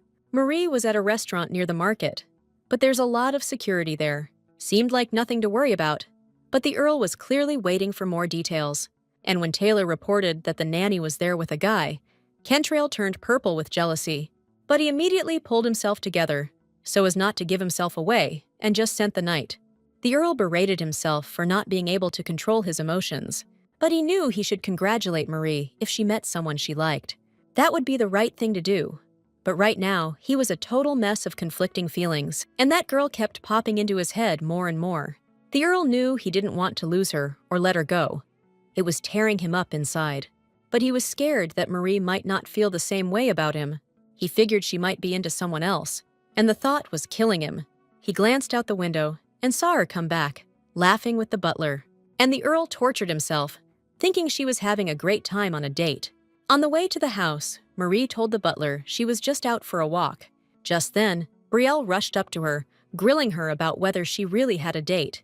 Ellie told him that, and the nanny understood why he was so bummed out. Then she explained she'd gone to meet his former nanny, Aaron. There's no way she'd abandon such a sweet little guy, and he started to calm down. Marie, it clicked that Ellie had twisted her words, and then it hit her. The Count could have heard it too. She went after him, but he was playing busy and trying to bail. Even when she started telling him about Brielle's lesson, he just gave her the cold shoulder. And Marie realized Kentrail had overheard something and was seriously bummed out. The girl felt like she messed up, and the kids were totally watching her the whole time. They figured Marie was into the Count, or he wouldn't be so worked up. Barry was still on the fence, so Ellie smacked him. She sees everything after all, and it ticks her off that her brother doesn't believe her, when even the Count was more trusting when she talked about what happened. Makes sense, considering we're talking about the guy who fired the arrow. Barry knew Ellie must have been terrified back then too, but she argued back. She didn't want to show she was scared, especially since they caught that creep pretty quick. But those feelings are still coming back to her now, and her brother offered to stay here with her instead of going back to the academy. A few days later, Marie noticed the Earl was still avoiding her. He wasn't even going out on the balcony like he usually did, and she realized he must have overheard the date and gotten upset. But she immediately told herself that if he cared, he would have just asked. She wanted to talk about it, but she was afraid the reason was something else, and she'd be embarrassed. And she figured it was just her imagination. Plus, it was dumb to think that way about a guy who's already taken. Suddenly, Marie heard a rustling sound and realized someone was there. She got spooked and decided to leave, especially since she'd already picked enough flowers. And as she walked, she kept feeling like someone was following her. Then, out of nowhere, she spotted a note on the bench that said, "Traitor." That freaked her out, because it meant they might have the wrong guy. That note wasn't there a minute ago, so there's still a dangerous person in the mansion. For Marie, this is the final warning. Brielle could be in danger at any moment. Now, no matter how much the Earl trusts her, she has to tell him the truth. Kentrail was, as usual, working late in his study. When Marie knocked, asking in a timid voice if she could come in, her voice instantly dredged up his last memories of her. He told her to come back later if it wasn't important. He still couldn't face her, but Marie came in anyway. The Earl saw she looked down and got worried. He went to her, asking if she was sick or if something happened to the kids, but that wasn't it. And Marie held out a note to him. Then she said someone left it for her on a bench in the garden, and that what was written in the note had everything to do with her. The Earl figured if she'd betrayed him, she wouldn't be getting threatening notes. But suspicions arose that she was in league with those threatening their family. Not knowing where to begin, she asked if the Earl thought she was odd. After all, he keeps a close eye on everything concerning the young master. The girl's hands were shaking like crazy, but she kept going. He had to be getting the vibe that the nanny had suddenly become a different person. And Kentrail's answer right now was super important to what he needed to know. The Earl remembered reading her resume and immediately agreeing to hire her as a nanny. But then he started noticing that Brielle wouldn't stop crying around her. He even wondered if he should change his mind. But one fine day, Brielle smiled at this girl. From that day on, that kid never stopped smiling. And as time went on, the Count figured his troubles were over. But at the same time, he could tell that the nanny was way different than she used to be. And now he had to admit, he was starting to wonder if he'd hired the wrong person. Then, in a shaky voice, Marie told him this crazy story about a world from a book where the nanny was hired to take out Brielle, but someone else took over her body. Now the Count needed to know why she was originally ordered to off Brielle, but the book's plot only kicked in after that went down, and she had no clue who was pulling the strings. She also didn't know how to explain why she never finished the novel. Marie was shaking like a leaf, and the Count felt a wave of sympathy for her. He held her gently and asked her not to say any more if it was too much to bear. Kentrail understood this newcomer was really going through it and reassured her that everything was all right. A bigger tear rolled down Mari's cheek when he thanked her for saving him and Brielle. Still, she was scared the Count hated her, since that other guy tried to off the kid. But he was sure if she wanted to hurt him, she wouldn't have spilled her guts like this. Her story was hard to swallow, but her body, shaking like a leaf, proved it was the real deal. The Count asked for her real name, and she told him it was Jin Heron. After that, Kentrail wiped away her tear and told her to stop being such a crybaby. He was also curious if she missed anyone from her past life, and if there were people she wished she could see right now. All that flashed through her mind were her parents, always too busy for her. And the faces of her friends were blurry memories, 'cause they barely hung out. But if she ever ran into them, she'd want to catch up, you know? She also wished she could take one last trip with her mom before the accident. Bursting into tears again, she collapsed against the Count's chest, confessing she missed everything. Eventually, she passed out from all the stress, and they carried her to her room. She's been out for 3 days now, and Ellie's been right by her side, refusing to even catch some Z's. Her brother's worried sick that the little one's gonna get sick herself. She needs sleep. He promised to bring her something, then told her to go get some shut-eye. The girl agreed, but she still felt totally wrecked. She remembered that her sister had started acting all kinds of weird. She even claimed she could play the piano, even though she never could before. Plus, she stopped wearing the brooch that a special someone gave her. But the biggest thing was, this girl started smiling every time she saw Ellie, and when asked why she wasn't wearing the brooch, she'd say she didn't want anyone to get hurt. And she kept saying how much she loved her brother, her sister, and Brielle. After hearing that, Ellie figured it was a load of bull, 'cause Marie couldn't stand them. To her, her brother and sister were always just a way to make a buck. And the girl couldn't figure out why Marie was lying and faking being happy. She had no clue what was going on. But she decided to play it cool, because she liked the changes, and she didn't want to feel abandoned. Plus, her sister's smile didn't seem fake anymore. Marie wasn't yelling at Ellie anymore, and her eyes looked at her with kindness. The little girl even thought it wasn't her sister anymore, but an angel had come down from heaven and taken her place. Time flew by, and Ellie stopped wondering about all that. Now Marie's part of her family and her beloved older sister, and she didn't think about any of it until Marie passed out. The girl remembered that her sister had changed and was afraid she might leave her at any moment. So she sat by her bed almost all the time, holding her hand and praying that she wouldn't leave her. One day, the Earl happened to overhear the little one's sad words by her sister's side, and he remembered how happy he was as a kid with his brother. He came to check on the nanny too, but didn't go in, just turned around and left. He headed to another spot, where he was supposed to meet Derek. Derek noticed the mansion felt weird now and asked what was up. Kentrail explained that the nanny fainted and hasn't gotten out of bed for days. Then he asked for an update on the tasks he'd assigned him. Derek reported that everything was going great, which pleased the Earl, because they can't afford to wait any longer for the enemy to make a move. Little Brielle also came to visit Marie, thinking she was sick. He got sad, because everyone he loves leaves him, just like Mom and Dad. Taylor, the guy who came with him, told him not to say stuff like that, but he knew the gossip had already gotten to the kid. He explained that Marie's sickness had absolutely nothing to do with the little master. It's not his fault, so the kid needs to ditch those dumb thoughts. The boy tried to calm down, but he was still bummed out, and Taylor helped him climb onto the bed so he could be closer to the nanny. Brielle didn't freak out. He just carefully sat down next to him and opened his journal. He didn't want to forget what he wanted to tell Marie, so he made notes and drawings. His uncle said the nanny would be okay, but the kid could tell he was lying by how shaky he was. And people around are saying that something fishy is going on and that the house is in danger. Everyone was whispering so the kid wouldn't hear, 'cause he's still just a baby. He really wants to help, but all he can do right now is learn, and that's bumming him out. Brielle snuggled up to Marie, begging her to wake up soon, because he's miserable without her. But the girl just kept lying there, not moving or opening her eyes. The little guy was already supposed to leave, but he asked to stay a bit longer. Taylor explained that Marie needed to rest, and the little one did too. He agreed, but he was already itching to come back tomorrow. He needs to get to his room now so he can get a good night's sleep. Taylor was worried the little guy would be traumatized, and he was praying himself that the nanny would wake up soon.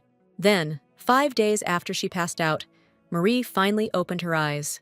Brielle rushed to her right away, not even thinking about tripping and falling. He was yelling so loud, but now his eyes were filled with happy tears. Soon the Count and Ellie showed up, and they were all super relieved that Marie had woken up. After a while, the girl went out to the garden, where the Count caught up with her almost immediately. He explained that Brielle was looking for her, and also reminded her that he'd asked her to get more rest.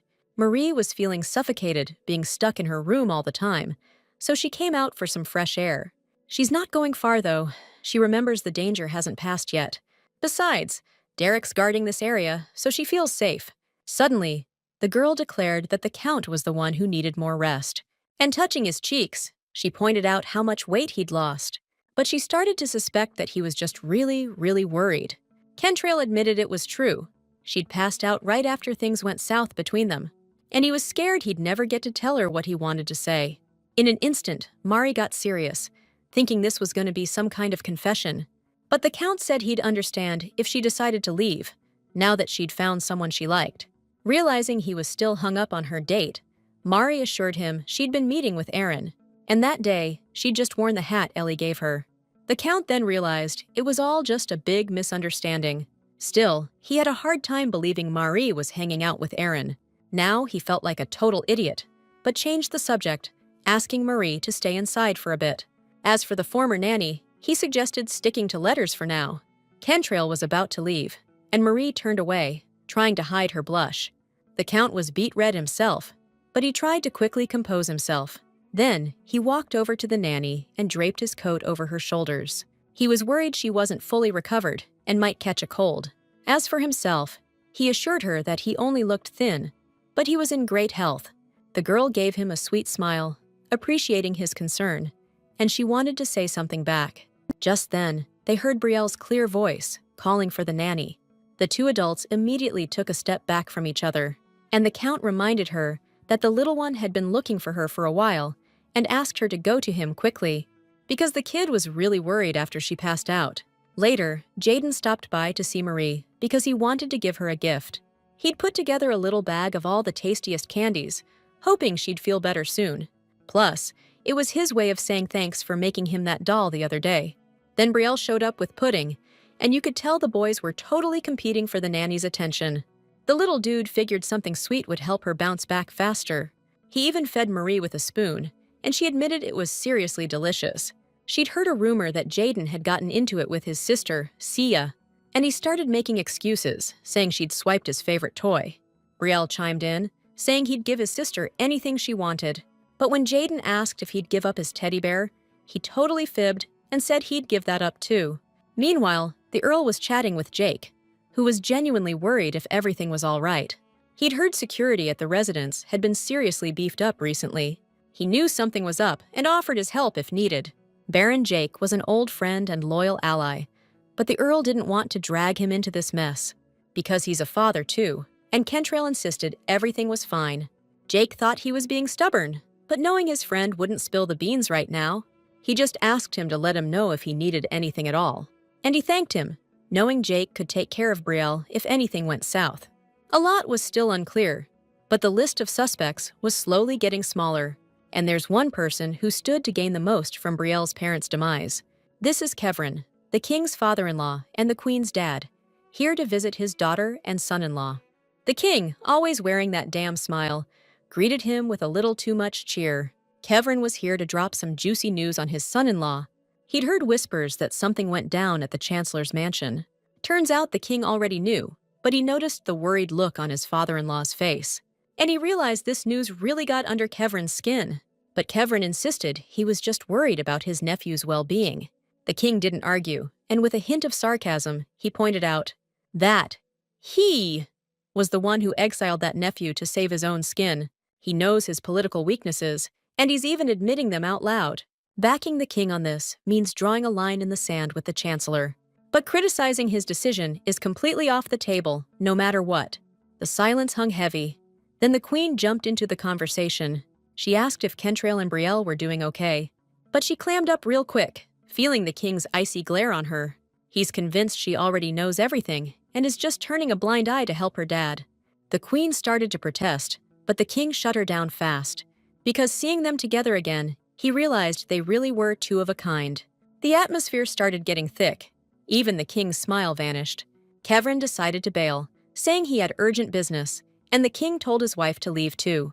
Her Majesty just walked towards the exit in silence, and as she passed her father, he touched her shoulder to show his quiet support. The servants whispered that someone had worked hard to get here, and now it was over so fast, and they felt sorry for the queen. Barry had already made it back to the academy by this point. Sis was happy to see him. He'd headed over there earlier. He'd heard there was some kind of incident at the Earl's place, and it was a total mess. Barry explained it wasn't just an incident, but a real problem. And now he's worried about having to leave his sisters behind.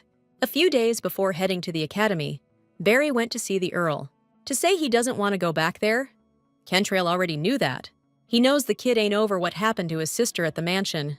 Marie wasn't feeling too hot back then, and Barry asked to stay here for a year. He was also worried about Ellie, but the Earl assured him she's tougher than she looks, so Barry needs to head to the academy, become a knight, and then protect his sisters. What's more, Kentrail promised he'd take care of them while he's studying. The kid understood that his sisters also want him to finish his education, and he came back, and Sis was stoked, 'cause he was bored out of his skull here alone. He even admitted he wishes all the vacations were shorter. Sis is a top student, third in the rankings, and could graduate early. Nah, he wasn't about to do that, 'cause things would just get messier down the line. He'd have to start worrying about who takes over, and he's happy with how things are right now. Barry was surprised, 'cause Sis is the second son, so all that shouldn't even matter. And he'd be stoked to see his buddy killing it as a student. Then he bragged he'd crush him this year, and Sis didn't even argue.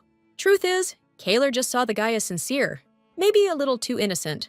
At first, he figured Barry was some fallen noble trying to claw his way back up, but he saw that he just wants to get strong quick so he can protect the people he cares about. Then, when Kaler visited the Count's place, he suddenly felt a pang of envy. Meanwhile, finding a decent tutor after ditching Yuja's became a real headache for Brielle. That's why the kid had some serious gaps in his knowledge. So Marie tried teaching him at least how to write, but it was tough going. Brielle couldn't focus and whined that he wasn't interested in writing dictation. He wanted to play chess, but the nanny laid down the law, 10 sentences first. The kids hadn't left the mansion in months, but they always found something to do. Brielle reluctantly scribbled the lines on the paper, and the nanny let him go play. Meanwhile, Marie was stressing, not knowing what to do about Ellie's education. I mean, she used to go to school with all the neighborhood kids, until they were all told they couldn't go outside anymore. Before long, Ellie announced she wanted to be a teacher when she grew up.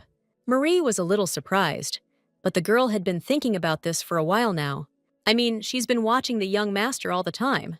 It's made her start taking an interest in kids younger than her. Ellie loves kids and thinks she'd be good at taking care of them. Plus, watching Brielle get tutored by her sister makes her want to try it too. And she knows she'll have to study hard to be smart enough for it, obviously. Ellie even talked to Marie about maybe working as a maid for a bit. They're taking on apprentices her age right now, and she could help bring some money home, even though Marie just wants her sister to do what makes her happy. Ellie gets that the Earl's been taking care of them, but they gotta think about the future too. Just as Kentrail walked into the room, he happened to overhear their conversation, and he asked who told Ellie that they needed to worry about stuff like that. He came in because he noticed the light was on, even though it was bedtime, and Marie explained that she'd come to double-check everything before turning in. Ellie felt embarrassed when the Count appeared and snuggled close to her sister. He sat down next to her and said that if she ever wanted to stay here forever, it wouldn't be a problem, since they were valued friends of Brielle. The Count wondered why they were talking about the maids, and Marie explained that Ellie actually wants to become a teacher. Kentrail thought that was a fantastic idea. He was sure the girl could do it. He sees her as a kind and smart person, and Ellie perked up a bit after hearing that. But then Marie was surprised when the Earl promised to find a tutor for the little one. The sisters exchanged puzzled glances, and Ellie timidly said that the Earl had already done so much for them. Then she confessed that she wanted to find a way to become a governess without a tutor. The Earl didn't argue, just asked them to let him know if they needed his help. Ellie was happy, but Marie was still surprised, because it was the first time she'd heard about her sister's dream. She hadn't even noticed how Ellie had grown up and was already thinking about the future. When she talked about this with the Earl, he admitted that Brielle still seemed like he was born just yesterday to him too. Like it was just yesterday he was running away from them, not wanting to change diapers. The kids were growing up so fast, and Marie couldn't agree more. Then Kentrail confessed he'd always be grateful to her for being such an amazing person, and she shouldn't feel like she owes him anything. Her family totally earned this. Marie blushed crimson, totally flustered, and turned away so the Count wouldn't notice. Then he suddenly asked if she had a dream of her own. She'd always wanted to take care of kids like Ellie, but she couldn't become a kindergarten teacher, so she worked at the orphanage instead. But in a way, her dream came true, and she was happy about it. Now Marie was thinking about what she'd do next.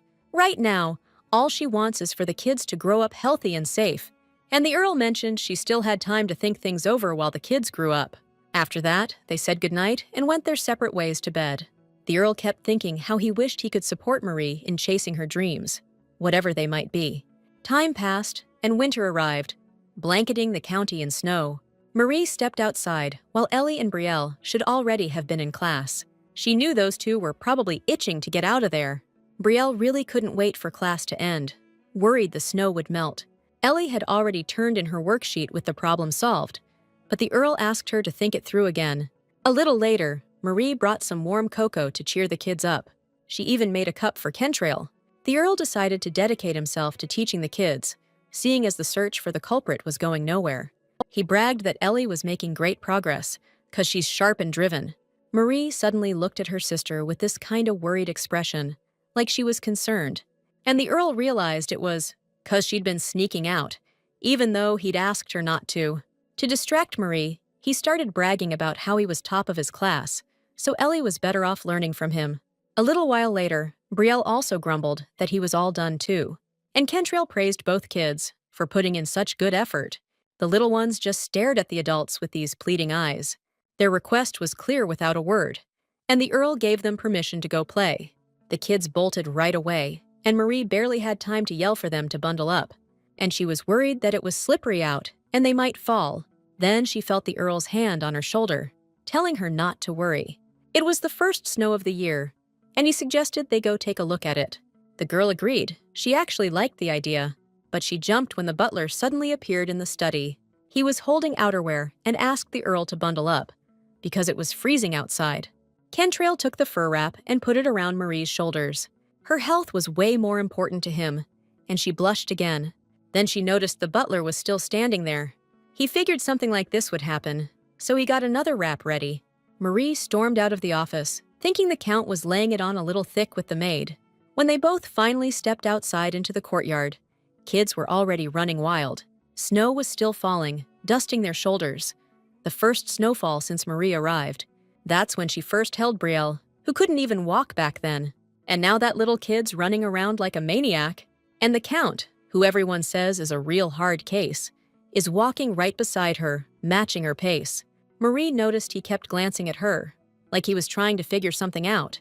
He admitted he had something he wanted to tell her, and they locked eyes. Just then, a snowball came flying at them, and the Count barely saw it in time. That snowball was headed straight for Marie. Kentrail managed to deflect it, taking the hit on his elbow, and the girl got spooked. Turns out, Brielle was launching those things and demanding his uncle do it too. Ellie freaked, thinking they'd be in deep trouble, and started pulling the little guy away. The adults figured out what was going on and started cracking up. The Earl, saying they'd talk later, headed over to his nephew. Marie didn't think some talking was worth worrying about. Right now, the kids' health and safety were what mattered most. Later, she decided to put on a puppet show for the kids. Brielle had no idea what that was, and he was super curious. Once they gave him a quick explanation, he stared intently at the little stage. And when the curtains went up, there was Kentrail, decked out like a knight in shining armor. Not long before that, the Earl had called the nanny over and reminded her about making flashcards for Brielle. He knew kids got bored doing the same old thing all the time, so he suggested putting on a show for the little ones, something he used to love as a kid himself. The nanny was digging the idea, and now they needed to get the stage ready. She never would have thought of it herself, since the novel barely touched on the Earl's childhood, and she promised to help out, hoping he'd handle most of the prep work. Then, Marie asked if the Earl knew how to play any other instruments, but the Earl realized she was a total pro on the piano herself. He knew she was playing coy when she said she wasn't that good. He could see it all over her face, and she admitted that, back in her world, people knew how to play all sorts of instruments. She even promised to play something next time, if the Count wanted her to. So now, they'd put together a puppet show, with characters they'd drawn themselves. The little kids were totally captivated. It was a story about a knight and a dragon. The story said that if you gave a dragon flowers, your wish might come true. And the knight, full of hope and courage, set out to try his luck. The Count mostly worked the paper puppets and did all the voices, and Marie sat next to the kids, enjoying the show herself. By the time the play was over, the little ones were sound asleep. The butler picked up Brielle, who was drooling a little, still half asleep. So, I figured I'd take him up to his room and tuck him into bed. And Taylor volunteered to look after Ellie, so Marie handed her over. Once everyone cleared out, The Count and the Nanny were stoked it went so well. The kids were totally fascinated, 'cause dragons are like pure magic. Suddenly, Marie got curious about whether dragons even exist. She thought they were just legends, but the Count claimed they were around way back when. She still wasn't buying it, though she pictured them being kinda like a phoenix. The Count hadn't heard of a phoenix and didn't get what she was on about. And while tidying up the toys, she asked the Count to give her the full story next time. Just then, Kentrail piped up and said not to clean up yet, 'cause there's one more scene to go. He grabbed the knight figurine, while Marie held the princess. The Count figured the Nanny was probably bored stiff out here in the sticks too. Then he asked her to take a seat, and he went backstage. And using the puppets, he continued the story of how the knight was captivated by the princess's beauty. Marie was floored, realizing the Count was acting out a romance. She got so into it, she was practically buzzing with anticipation. The Count himself looked totally flustered, like he was embarrassed. But the girl was loving it. She even shed a happy tear. The story went on, about how the princess didn't understand the knight's feelings, because thanks to her, he was changing every day and getting better all the time. And he's got no clue if she even likes him back, or if he matters to her at all. But after everything that's happened, he's come to one conclusion. Just then, Marie felt her heart start pounding in her chest. The Count, still playing, but staring right at her, said he was falling for her. Not sure who he was talking to, Marie swallowed hard, trying to keep it together. It felt like Kentrail was talking to her now, not just acting out the scene. I mean, who wouldn't fall for a guy like that? But he was way out of her league. Then there was this pause, like it was planned or something. Then the Count said again, all meaningful like, that he could only be happy with her. And if those words were meant for Marie, she doubted she could ever make him happy. She told the Count she really enjoyed the play, but she also figured Ellie and Brielle would have a better future without her. After a while, Kentrail went back to the palace to resume his duties as Chancellor. He met with the king, who was happy the Count was back in service. He just reminded him that as His Majesty's loyal servant, he had no other choice.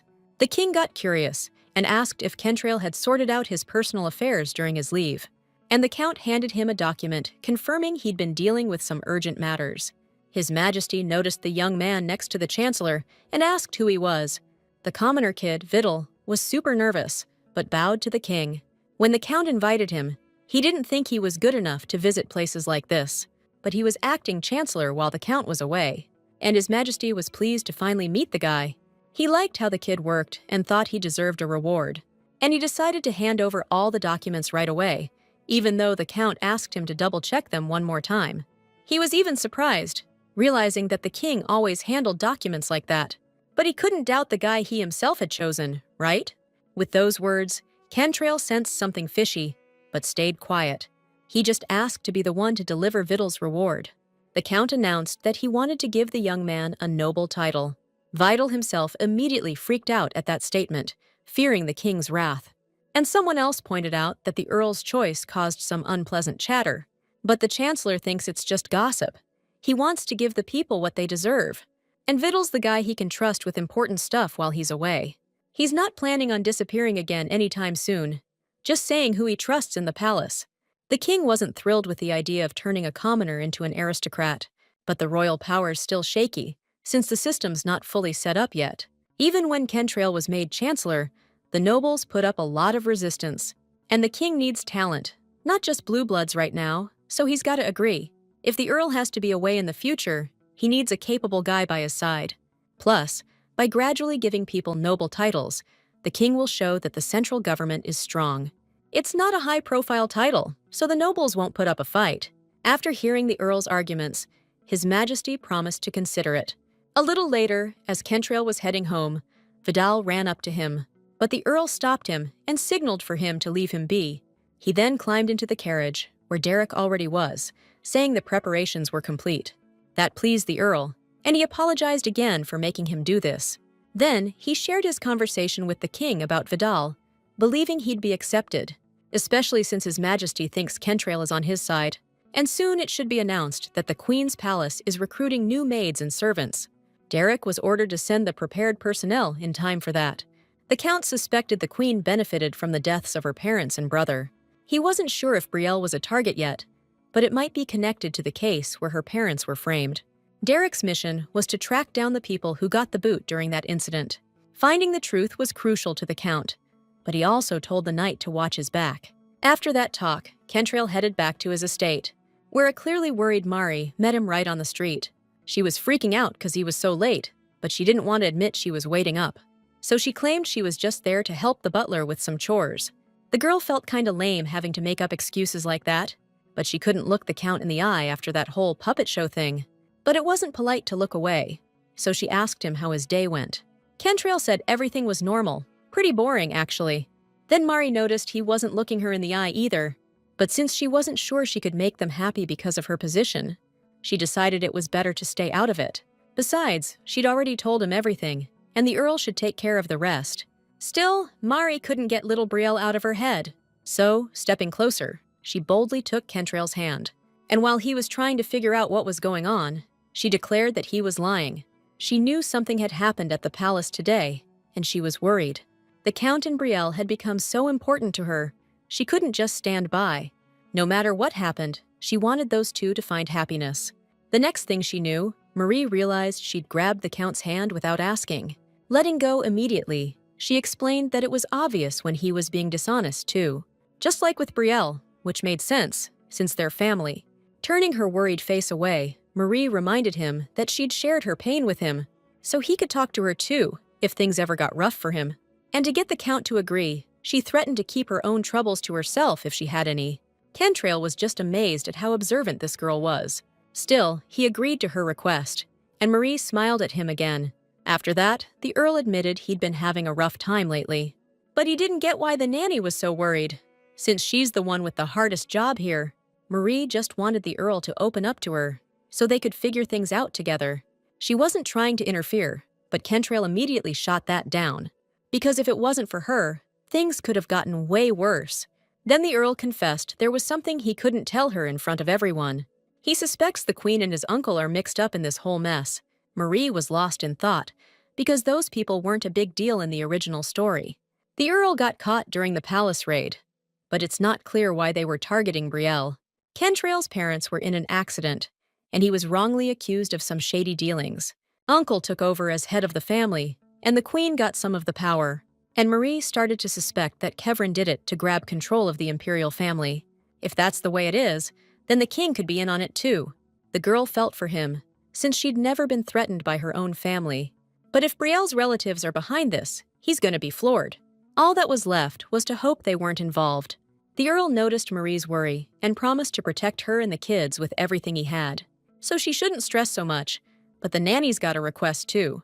She wants Kentrail to remember to take care of himself too. The Earl got a little flustered, but promised with a smile to do as she asked. Time passed, and Brielle raced to the nanny to show off his grades. He aced it with 100 points, and Marie gave him props for the awesome results. The little dude proudly declared he'd been working his tail off, and the nanny revealed he'd gotten a letter he'd been waiting for. This was the whole reason Brielle had busted his butt on that crummy test he hated. He was dying to read Barry's letters and write back to him. In the letter, Barry said the semester was almost over. He also asked how everyone was doing, and if Ellie was giving her big sister a hard time. He was worried about Marie, making sure she was eating right so she wouldn't pass out again. And he promised to be seriously ticked if she tried to hide it from him again. He wants Brielle to eat well, play and grow, and to really focus on those things. Next, Barry wrote that they have a huge tree on the training grounds. He spends almost all his free time under it. There's a tree like that at the mansion too, and he suggested Ellie and Brielle play under it. Then the guy admitted he probably wouldn't have started writing if those two hadn't pushed him. He had 1 semester left and couldn't wait to get back after the school year. The guy also asked to pass on his gratitude to the Earl and said he misses them all. One day, Ellie and Brielle were playing in the treehouse in the garden. Kentrail found them there and told them to come down so they could meet someone. He wanted to introduce a man who had sworn loyalty to him, Derek. Ellie froze, seeing his scary face, and Brielle hid behind her dress. But the Earl told them not to be afraid, because he'd trusted Derek for a long time, and he'd protect Brielle if anything ever happened to the Earl and Taylor. But the little guy just got even more freaked out, thinking his uncle was in trouble. Kentrail realized he hadn't phrased that right, so the nanny decided to step in. She explained that when there's an heir, you gotta be ready for anything life throws at you. That was supposed to calm the kid down, but he was still on edge. And the Earl promised that nothing bad was gonna happen to him, so there was nothing to worry about. Then Derek knelt down to Brielle, scaring him even more. But the little dude tried not to show it. The knight addressed him as the future head of the family and swore to serve him. The kid's the Earl's heir, so he's going to be the head of the family one day. The nanny suggested we start calling Brielle that now, but he threw a fit. Marie just smiled, then turned to Derek and asked him to look after the young master, no matter what happens. The knight bowed politely, showing he wouldn't let her down. And now this guy didn't seem so scary to the little ones anymore. Even Brielle came closer to check out his huge hands. In the original story, Derek stayed by the Earl's side until the very end. And even though he looks intimidating at first, a guy like that's the best ally you can have. And while the kids were checking out their new bodyguard, the Earl turned to Marie, and he asked her to give him her attention because he needed to talk to her. He confessed that Derek had been investigating for a while now, and this time he'd visited Brielle's mother's house. Marie realized he was talking about the house where her grandfather, Lord Peronia, lived. She was curious how those relatives were doing, and the Earl assured her everything was the same as always. But he wanted to know if there were any clues, and he got a letter that Aerie sent before she died. It was one of Brielle's mother's last letters, which Kentrail wanted to read together with Marie. He admitted he didn't have the guts to open it on his own. He trusts the nanny since she takes care of Brielle, and Aerie would have liked that. The girl picked up the envelope and agreed to open it together. Looks like this letter was sent after Brielle was born. In it, Aerie expressed how she finally understood what it meant to be a parent. She also wrote that she'd decided to name the boy Brielle, and how happy she was when he first opened his eyes. The Earl noticed that the letter's contents differed from his brother's diary entries, but he kept listening as his sister-in-law described wanting to see her son grow up. After those lines, Marie got so bummed out. Big tears started streaming down her face and landing on her dress. She confessed she was worried she wasn't good enough for Brielle. She almost dropped the letter from the stress, and the Earl told her not to think that way.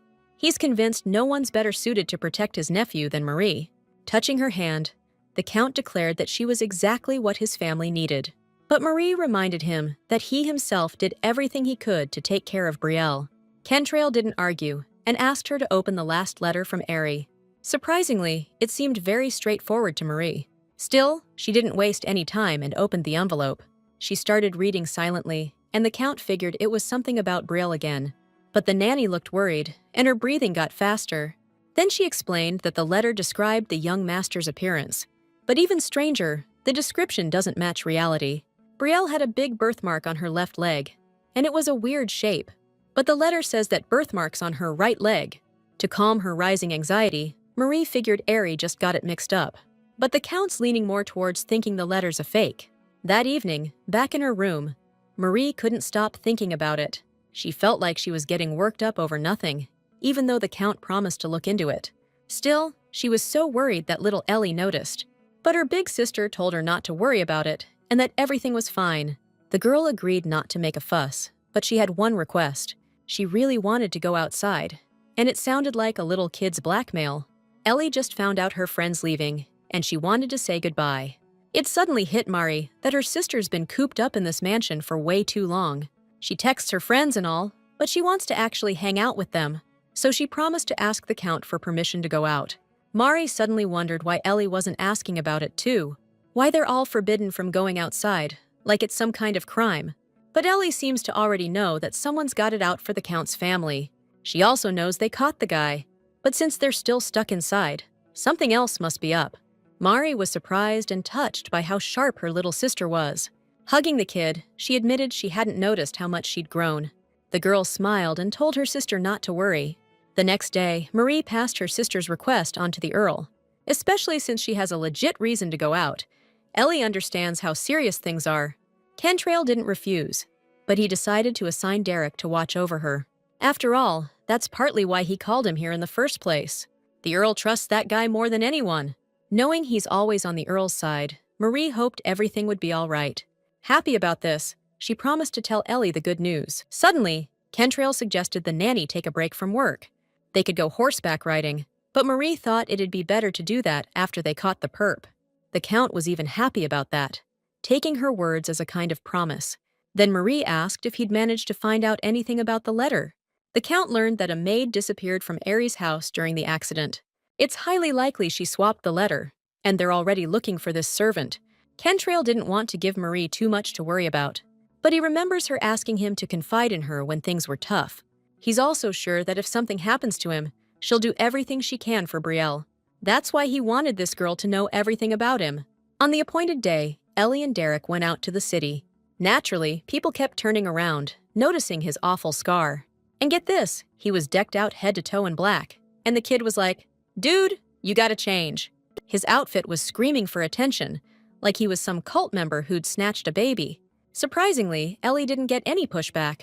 The knight just promised he'd change. The little one was stoked, especially since she spotted a sweet store nearby. When Derek changed, he looked pretty damn good, like some kind of lord. He was a little self-conscious, but Ellie assured him everyone would dig his new look. Then they headed to the fountain, where she was supposed to meet a friend. But nobody was there yet, and Derek immediately sensed something was off. He straight up said meeting that friend today was going to be a problem. His tone was serious, and the girl got visibly freaked out. Derek just never figured they'd become a target so damn fast. He told Ellie that when he gave the signal, she had to bolt to the store, then through the gate and run to the county. The girl understood what she had to do, but she was worried about Derek. He knew he should stick with her, but he counted way more enemies than he liked.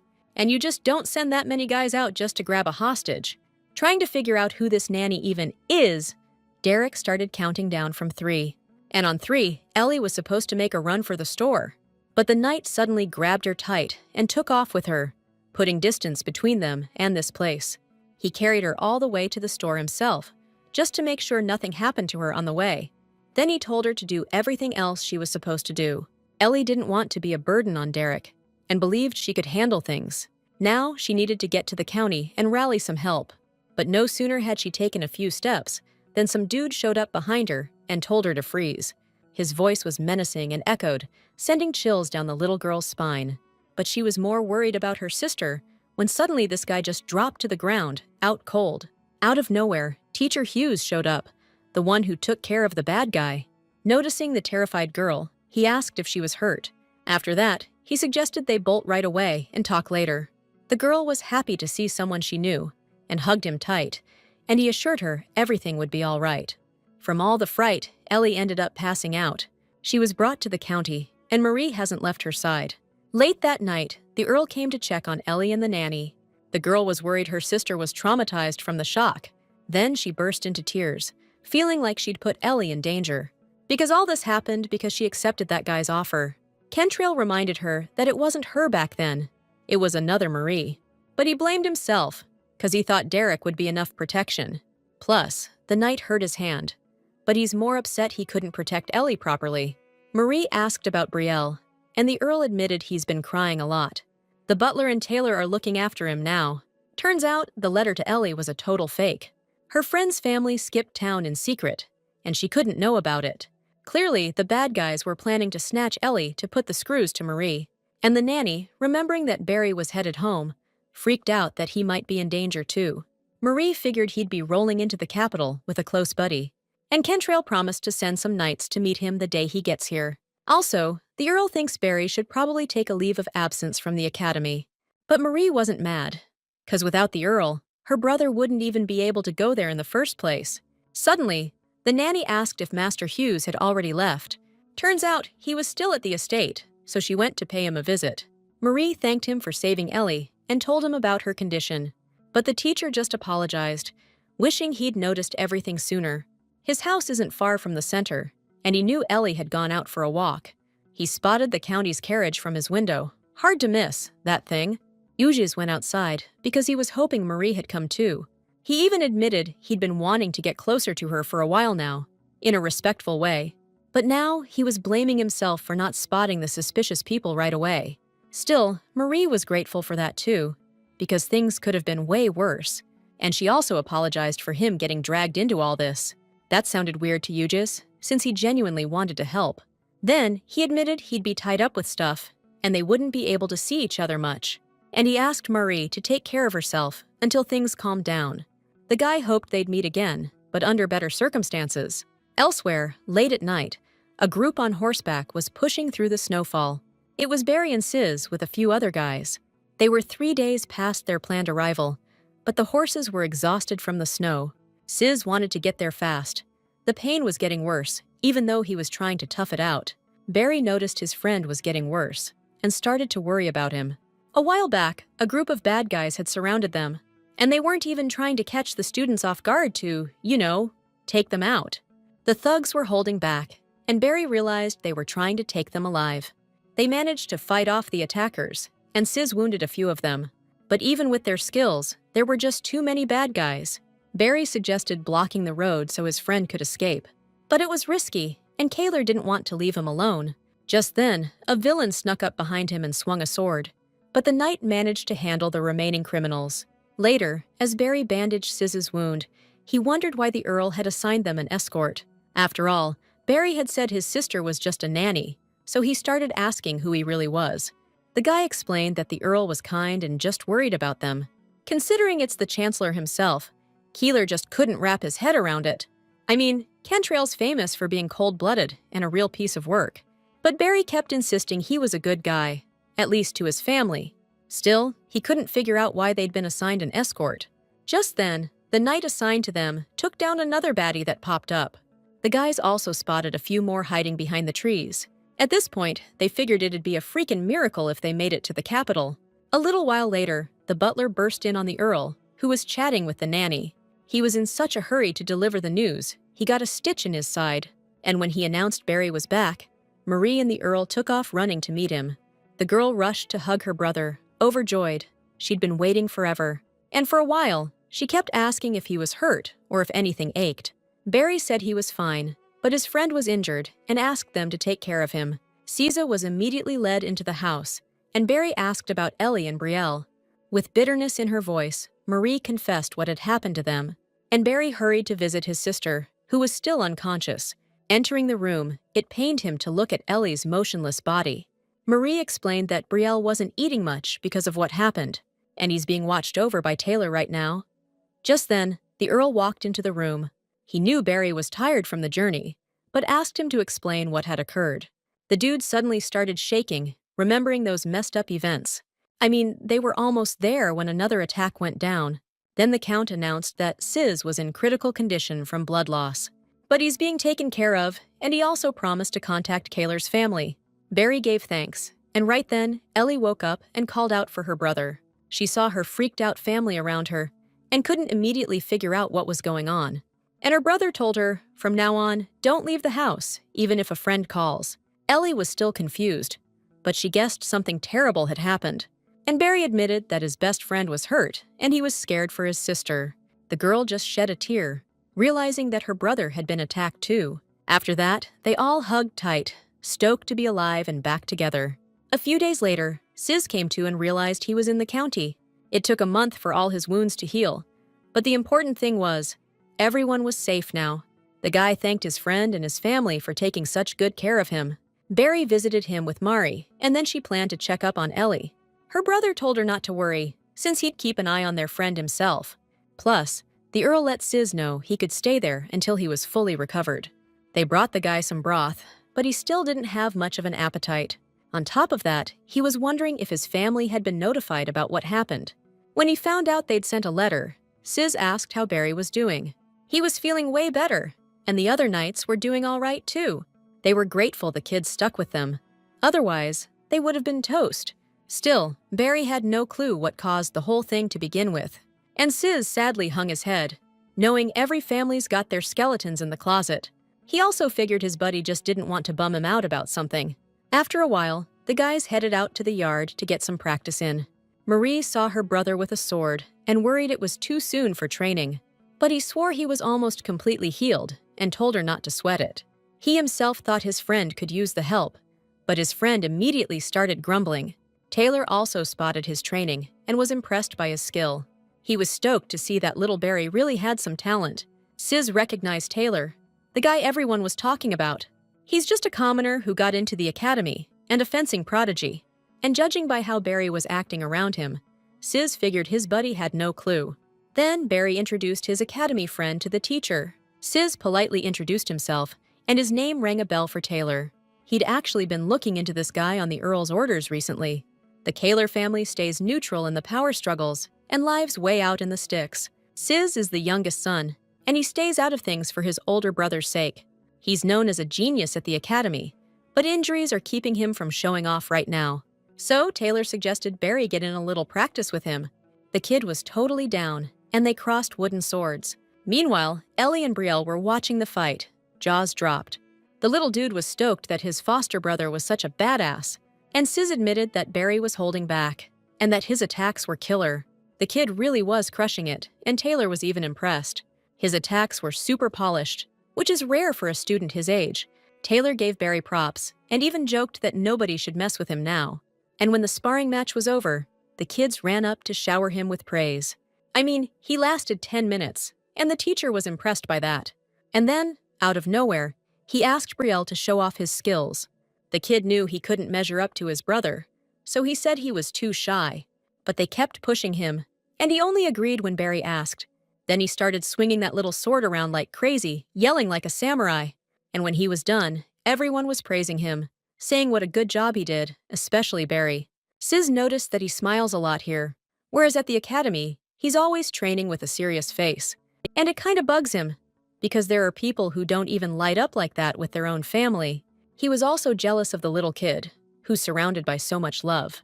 Just then, Ellie came up to him and thanked him for helping her brother. Right after her, Mari came over too, wanting to express her gratitude. She was genuinely grateful that Sis helped her little brother out. And the guy noticed that the look on her face was different than before. When they first met, her eyes were full of apprehension. He also noticed that this nanny was trying to keep her distance from him, just like everyone else in this family. Barry acted exactly the same way when they first met. But Sis was always well-liked. He's handsome and has outstanding skills. He never expected anything like that, and he was treated well as a kid. And yet, there was one exception at the academy. Sis often annoyed Barry, and he'd get angry, even scold him if something wasn't done right. And along with everything else, Taylor felt like he'd finally made a real friend.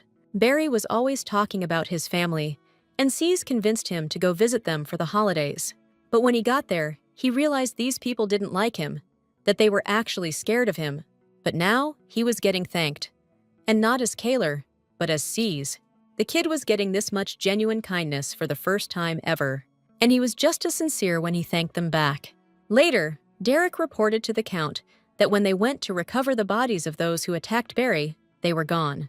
And the guy who attacked Ellie left behind a keychain with a symbol on it. Plus, Derek had a feeling the bad guy left it there on purpose, so they wouldn't be able to figure out who was really calling the shots. So the Earl decided to set up a secret rendezvous to dig up more intel. The next day, Ellie was sketching pictures, and Brielle had to guess what they were.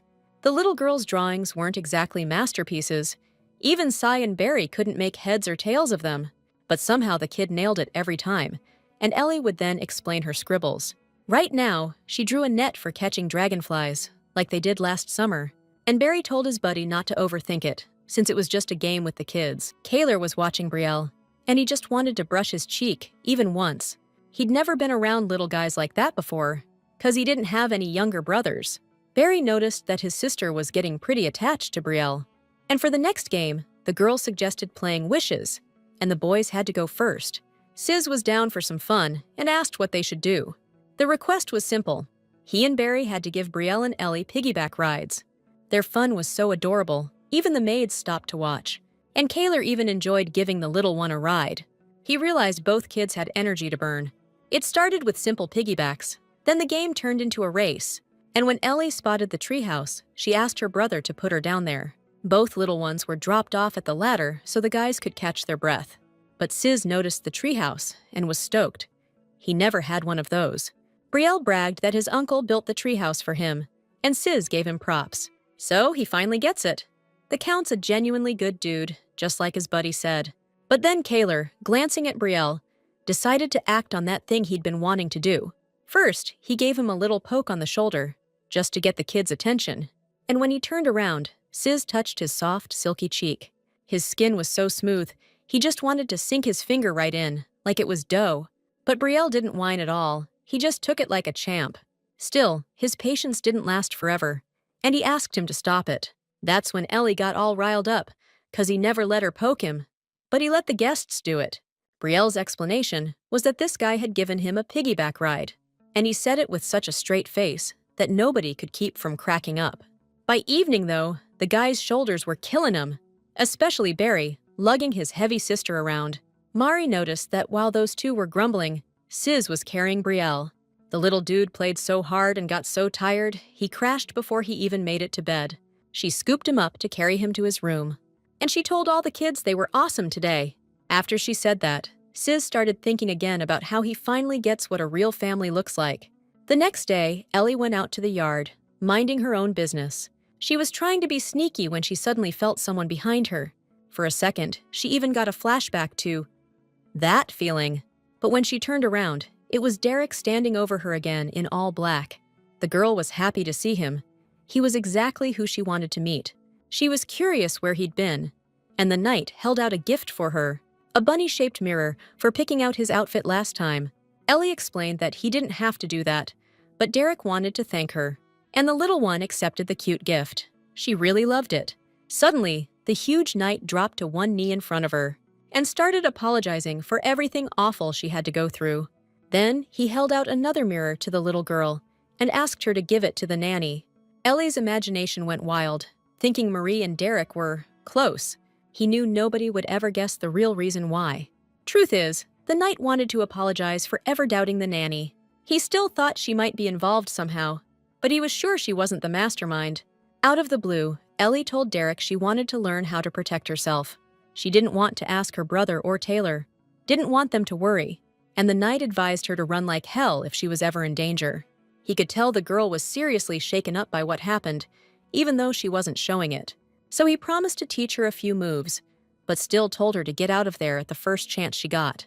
Meanwhile, Marie headed to the library to pick out some books, when suddenly the Earl walked in, but he looked dead serious. The girl realized she was standing near the window where the shot came from.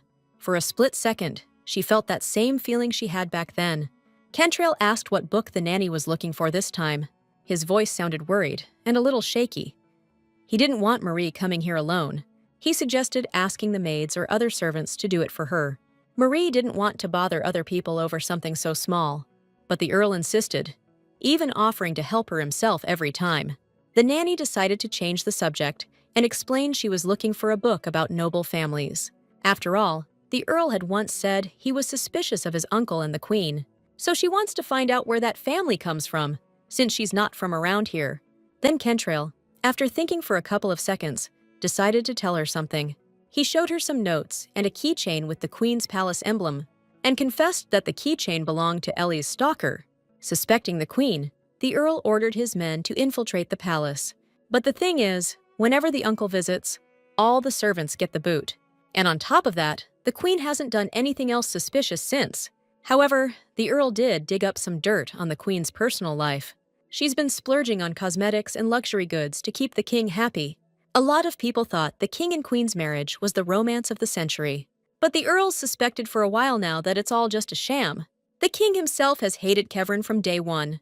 Turns out, things were way worse than the Count first thought. And when he showed Marie the proof, she realized they were trying to pin the blame on the Queen. So, judging by that, the real culprit might be someone in the Queen's inner circle. Kentrail was kicking himself for not catching the guys who jumped Barry, because if they had, they could have squeezed them for more intel. But Marie smiled, reassuring him that the Count was already doing everything he could. Just then, the butler walked in, saying a letter had arrived from the palace. It was an invitation from the Queen, but something about it struck the butler as really off. The weird thing was, the letter wasn't addressed to the Count, but to Marie. She couldn't figure out why she was suddenly being invited, and worried she'd done something wrong in the past. But the Count reassured her, saying he'd vetted her background, and she had no criminal record. So she's free to attend the annual event without worry. The Count himself never goes, and he's skipping it this year too. But Marie decided to go anyway, because who knows what kind of trouble might be waiting for her down the line. And if the Queen's involved in the attempts on her life, this is a chance to find something out. It suddenly hit Marie that she doesn't even know basic etiquette, and she'll probably have to greet the king himself. Seeing her anxiety, the Count promised to teach her everything personally. The girl was practically speechless. He'd already helped her so much, and then the Count casually dropped that he also wants to give her a gift. But it was a surprise, and Kentrail asked the nanny to turn around. Marie did as he asked. then felt him move the hair away from her neck. While she was trying to figure out what was going on, the Earl put a necklace with a little flower on her. He figured out that she actually did like accessories and decided to pick something out. The necklace looked expensive, and Marie wasn't sure if she could accept something like that. The Earl wanted the nanny to wear it to the event. Plus, it's small, so it won't hurt Brel. The girl smiled sweetly and thanked him for such a beautiful gift. Soon, the day arrived when Sisu had to go back. He was sad to say goodbye too, when everyone came out to see him off. You could really tell Brielle was bummed that his new friend was leaving. Seeing the little guy practically bursting into tears, Sis knelt down next to him. Then he took his tiny hand and confessed that the months he'd spent here were way more fun than all the years he'd spent back home. Sis told the kid not to cry and promised he'd come back to play with him again. And Mari chimed in, reminding them that they'd see each other again at the Queen's event. Only Barry wouldn't be there, because he's staying home with Ellie. Sis glanced at the girl, remembering all the fun they'd had together. And Barry even admitted to his friend that he was taking a break next semester. Noticing Sis just gave a small smile, he pointed out that he didn't have any friends there anymore. But he advised him to hide his nasty attitude, and then people would be drawn to him. After that, they said their goodbyes again, and Kaylor left the Earl's estate. As evening approached, everyone gathered in the living room. Brielle was busy drawing. The Earl was buried in his papers, while Marie, as usual, kept an eye on the kids. And she decided to tell Kentrail how well the children had bonded. After all, Ellie couldn't stop bragging about how the four of them made an awesome team. Sis made a great impression on them, and Marie even felt bad that he couldn't stay longer. But he needs to prepare for the event and then head off to the academy. And then she remembered that they had sent many letters to his family, but no one had come to visit him. But in this world, it's not uncommon for second sons to get the short end of the stick, although that wasn't the case in the Earl's family. He always got along with his older brother. "Hold up, sorry to interrupt," the servant said, "but that stuff the Earl ordered just got here." Kentrail was stoked. Perfect timing on the clothes. It's Mari's first big thing, and he wanted to make sure she looked the part. When she saw the dress, the girl was speechless. It looked crazy expensive. And when she unfolded it and held it up to herself, she was just, wow. It's all gorgeous, but the Earl already gave her that killer necklace. But then she noticed that Ellie got a new outfit too. The little one was way more chill, just happy like any kid would be. And she bolted to the other room to try her new duds on right away. Mari thanked Kentrail for thinking of her sister too. The Earl noticed the nanny always put his sister and brother first, but he wants her to enjoy life to the fullest too. Marie was visibly flustered, almost relieved the kids were distracted by their gifts. Then, she confessed she'd prepared something for the Earl as well. So they headed out to the garden, where Barry had to do some digging. And while he was digging the hole, Brielle came flying towards Marie, yelling that he'd finished writing the letter. The girl had an idea that the kids absolutely loved. Where she grew up, they did something like this at least once a year. Then she pulled out a small box and explained it was a time capsule. You put letters and objects in the box, then dig them up sometime later. So Marie just asked the kids to write down what they'd want to tell themselves in a few years. Plus, it's a cool way for them to remember what their childhood was like. Brielle decided to toss his favorite fairy tale book into the capsule, 'cause he thinks he's too old for it now. He gave the book a dramatic goodbye, promising to come back for it later. Marie also wanted to use this time capsule thing to teach the kids to look forward to the future with hope. The Count was clueless about all this, so the nanny had to spell it out for him. She wants the kids to not be scared of what's coming, because of all the messed up stuff going on. The Count was told to write a letter too, which he did, no questions asked. As he put it in the box, he was thinking that Marie's the only one who doesn't get it. Everything he gives her is just stuff, but she's sharing the most precious thing she has with him and Brielle. Soon, the day came to leave for the event, and Barry got all dressed up too. Even Brielle noticed that Ellie's brother looked seriously awesome in that outfit. And while the boys were complimenting Ellie's getup, Marie came out to meet them. She put on the dress the Earl gave her and looked like a princess now. Seeing her, Brielle immediately declared that she was the most beautiful in the world. A carriage with white horses was already prepared for them. And when the butler offered Marie his hand to help her into the carriage, the Earl stopped him because he wanted to do it himself and offered his hand instead. Marie blushed a little, and the butler smiled off to the side, like he knew what was really going on between them. But the Earl helped the nanny climb in, then offered Ellie his hand to help her up. Barry was next, since they decided to bring him and his little sister along too. Inside, Ellie noticed Marie was checking out a new piece of jewelry. It was seriously gorgeous, and the little kid knew her sister couldn't afford something like that. So she started demanding the truth about where she got it, even threatened that there was no way she was getting out of this one. But then the Earl himself hopped into the carriage, and now they're ready to roll. He just asked the butler one last time to make sure everything was in order back at the house. They got to the palace pretty quick. At least that's how it seemed to Marie. She was getting nervous, even though all she had to do was go and do what she'd been taught. She told the kids to run straight to Taylor if there was any trouble, and Barry told her to take care of herself, and him too. But the Earl calmed everyone down, explaining that nothing would happen to them inside the palace. He promised to keep a personal eye on them so they could just enjoy the event. Then they entered the hall, and Marie was shocked at how many nobles were there. They started greeting the Chancellor one by one as he led his family through. People also started whispering, noticing an unknown girl with Earl Durant, and Brielle immediately perked up when he saw Jaden. The friends had missed each other so much, it felt like they hadn't seen each other in forever. Jaden pointed out where his mom and dad were standing, but then his sister's voice cut in. Sienna, looking mad as hell, was heading towards her brother, who'd left without a word. The girl was about to give him a piece of her mind, but then she noticed the Count was watching her. Barry was standing next to him, and he'd also picked up on the commotion. So, Ciela clammed up, because in that instant, this guy had completely stolen her heart. Then Jaden explained that it was the Count and his nephew, whom she immediately greeted. Next, Jake came over, still in disbelief that his old friend actually showed up. He figured he'd see pigs fly before that guy ever graced an event like this. But he immediately got down to business and reported that Vidal had officially received his title and lands. The guy bowed deeply to the Chancellor, not even knowing how to thank him enough. Then, Marie remarked that things were going well for the Count at work, despite the challenges. But then she noticed that Master Ukes was here too. He must have felt her staring, because he turned around and was even more surprised to see her. But he walked over and politely asked how she was doing, and she admitted that she was doing well, and that Brielle had come with them too. But she immediately blushed when Ukes noticed how beautiful she looked today.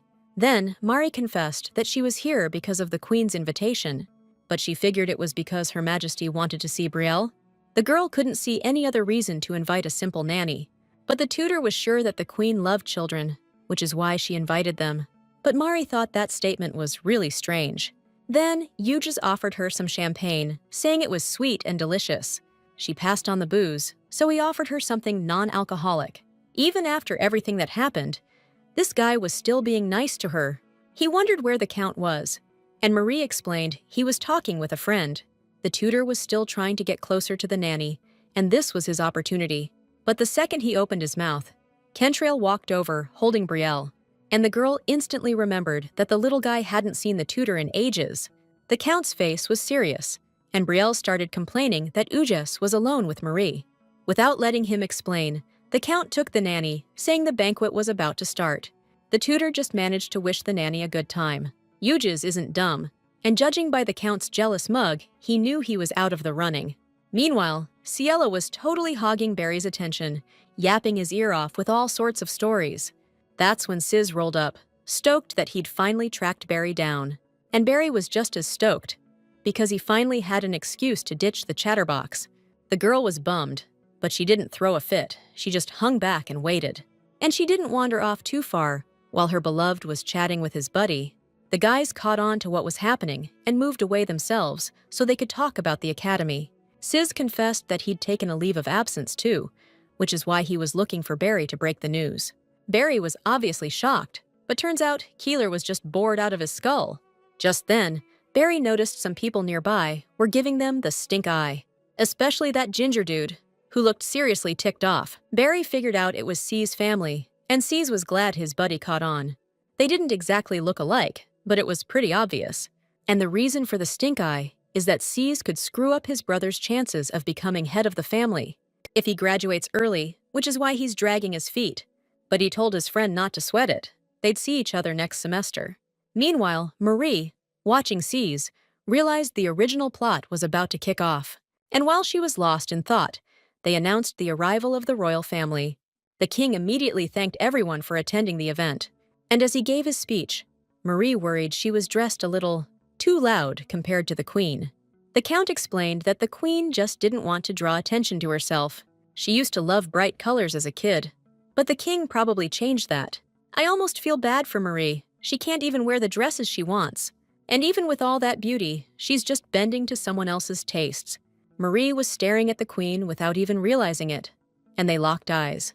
But then Brielle pipes up, going on about how beautiful Her Majesty is. And just like that, Her Majesty's attention is all on the kid.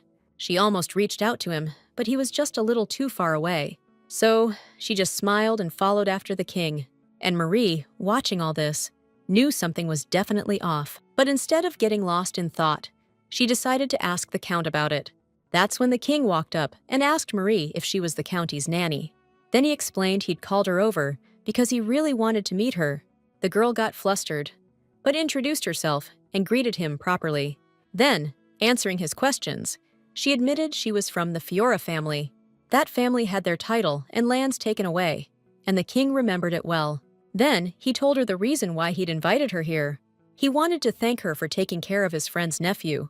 That's when Marie realized it wasn't the queen who had invited her, but the king himself. And she confessed she thought the invitation was from Her Majesty. His Majesty was saddened to hear that, since it was his invitation. The queen's just hosting the party is all. Just then, Her Majesty herself strolled over, wanting to say hello.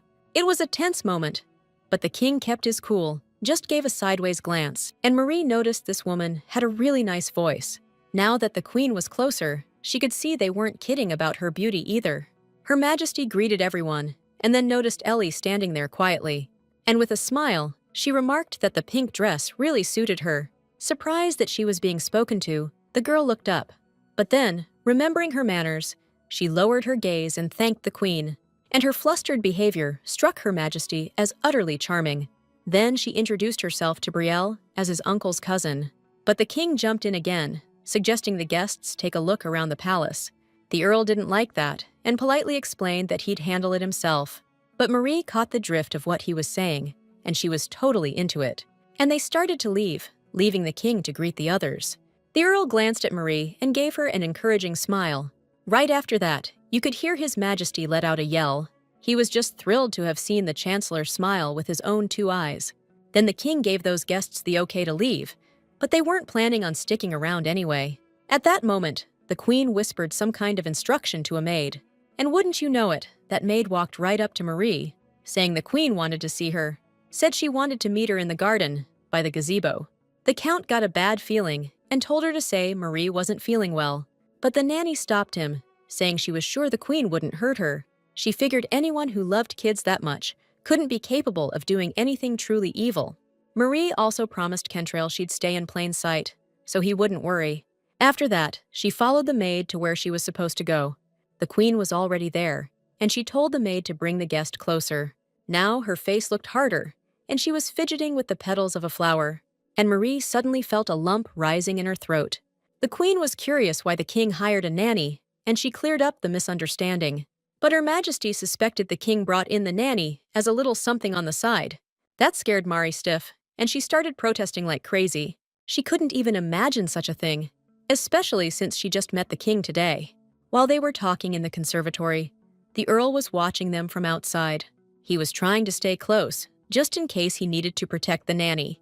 But the windows were huge, and the queen spotted him almost immediately. Seeing how the earl cared about this girl, she started to understand why everyone was so interested in her. And Her Majesty felt a pang, because nobody ever paid that kind of attention to her. Right then, Mary realized the queen wasn't the one behind the attempts on her life. She's just a woman who's craving her husband's attention, you know? With that, Her Majesty dismissed the girl.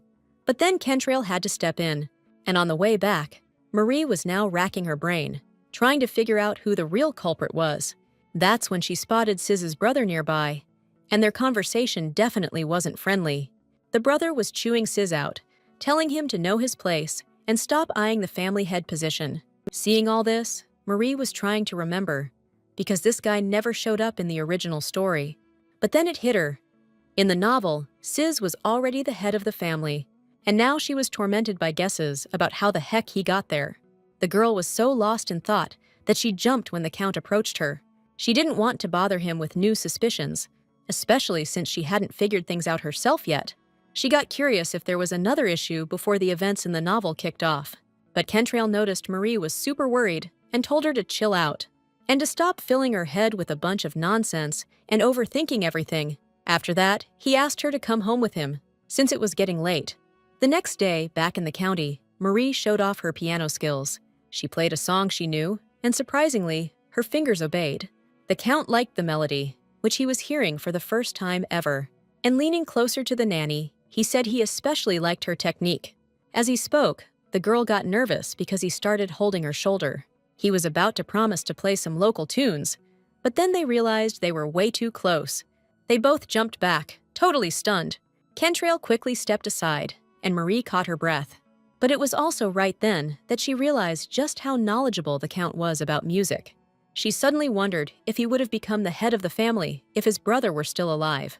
And if so, Kentrail would probably be a wandering musician. He chuckled at that, but agreed that's probably how it would have gone down. Marie suddenly realized that in that scenario, they probably never would have met. And who knows if she would have even been interested in a guy like him. Suddenly, the Count took her hand, reminding her that fate had brought them together. Then, he asked her to tell him about what happened at the palace yesterday. He tells her a lot, even though Marie knows he's holding back. She did mention seeing Cease argue with his older brother, though, and she confessed that in the book she read, Cease was already head of the family. So she suspects the main story is about to kick off any minute now. That's why Marie's freaking out. She has no clue what's coming next. According to the story, the Count went ballistic after Brielle's death and started going after Cease. Now he's thinking the guy might have been involved with them from the get-go. But then he had a terrifying thought. What if Cease did away with Brielle himself? Marie immediately shot that down. She's sure the guy isn't that messed up. Just then, the kids burst in, with a hyped-up Brielle leading the charge. He immediately started asking his uncle what a dolphin looked like. He thought a cloud looked like a dolphin, but Ellie argued that it didn't. Even though the girl had never seen a dolphin, she was sure that Brielle hadn't either. Then Mari looked out the window and realized which cloud they were talking about. If you squint, it kinda looks like a dolphin, and the little guy was super proud, especially since he'd already seen a dolphin on a flashcard that Mari drew a while back. Ellie kept arguing that you could only see a real dolphin at the ocean. Suddenly, the Earl suggested that they go to the ocean next time they get out of the house. Hearing that, the kids were completely stunned, not believing their ears. But Kentrail was serious. He thought it was the right thing to do, because life's too short, you know? Besides, he liked the idea and wanted to treat the kids. But then he realized he hadn't checked with the nanny and asked for her take. Mary didn't even have to think. She was totally on board. Something inside told her this trip was going to be a blast. Still, the situation was a real head-scratcher. Mary was dying to crack this case and nail the perp. We can cross the queen off the list for sure, but the king's kinda sus. But if it was him, he would have wiped the whole Durant County off the map. Lost in thought, she sat by the window while it poured outside, and she noticed the time capsule had risen from the ground, exposed by the rain. Determined to fix things, Mari threw on her cloak and headed for that tree. It was dark out, and only when she got closer did she realize the box was different. This wasn't the time capsule they'd buried recently. A letter addressed to Aerie was sticking out of it, about her family. The woman who wrote it had to leave this place, but begged someone to tell the truth. The letter was from Kentrail's mother, and he knew they used to exchange letters. But what baffled the nanny was that this letter was hidden in a wooden box under the tree, and the Earl explained that his father was strict, but his mother loved romance and started games like this. Guess this box wasn't buried very deep, since the rain washed it up. Plus, lucky for us, the letter itself is still in perfect condition. The Count even regretted not spending more time with her. She died too young. Marie gave Kentrail a sympathetic look. Then she asked what his mother had been so interested in. The Countess had learned some secret about her daughter-in-law and asked for clarification. The Count brought up the strange letter from Aerie and the location of Brielle's birthmark. It's entirely possible the answer to his mother's question was written in that letter, which might have been altered, and now the Count will send people to that house to verify the information. Right now, he wanted to talk to Marie about something else, and he thanked her for always believing in him and giving him strength. But then his face suddenly turned very serious, and the girl became wary. He was scolding her because he didn't want her going out in the rain like that again. Even if she was worried about the capsule, she should have asked him for help, 'cause she could get sick, or she could fall and break an arm, and that would have really bummed out the Earl. At first, Marie lowered her head, looking guilty, but then she suddenly started laughing. The Earl was stunned, and she confessed that she just liked how much he cared about her. Still, she promised she wouldn't do anything that dumb again. The next day, Brielle was running down the hallway, yelling for the nanny. The Earl saw him and got worried that something was wrong. But the little guy explained that Jaden was coming to visit soon. That's why he was looking for Marie, to ask her to make a chocolate cake. But then Brielle noticed his uncle was holding a palette and a brush. He realized the guy was painting, which he thought was kinda weird. Kentrail just smiled and invited him into the room to take a look. It was a separate room with a bunch of easels set up. The Count had been working in here for a while and decided to call it a day. The kids started checking out the paintings, and one of them caught his eye. It was a painting of Marie smiling, and it actually looked just like her. Kentrail had decided to paint her portrait to give her as a gift for her next birthday. The little dude kept staring at the painting and suddenly asked if his uncle liked Marie. The Count remembered how Brielle had declared last time that Marie was going to marry him. I was stumped, didn't know how to answer without making the kid cry, but he kept pushing for an answer. But after that whole mess, Kentrail really didn't want to lie to his nephew. So he asked Gabriel what he actually felt about the nanny right now. The kid confessed that he liked her a lot, because she was part of their precious family, so he loved her just as much as he loved his uncle. Then, he admitted that Marie looked really pretty in the painting, so he figured his uncle liked her too. The Count was a little shocked, but things were starting to make a lot more sense, and after ruffling the kid's blonde curls, he agreed with what he said. The kid was super happy that his uncle liked the nanny as much as he did. One beautiful sunny day, Marie decided to do a massive load of laundry.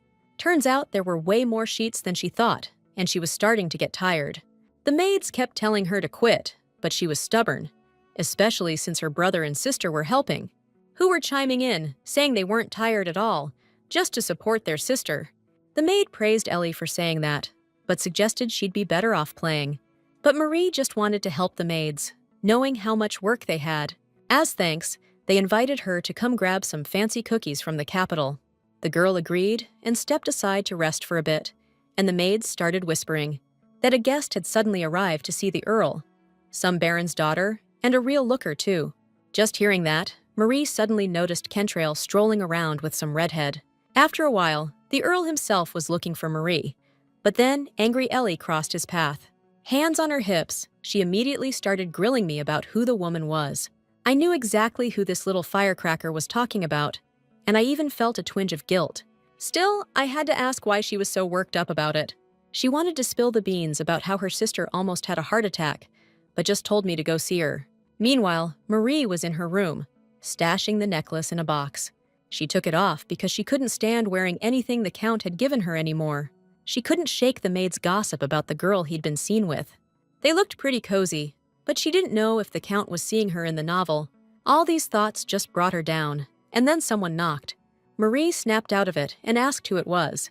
Kentrail's voice came from behind the door, and she got all flustered again. She was afraid she wouldn't be able to hide her feelings from the Earl right now. Without opening the door, she explained she was busy and promised to find him later.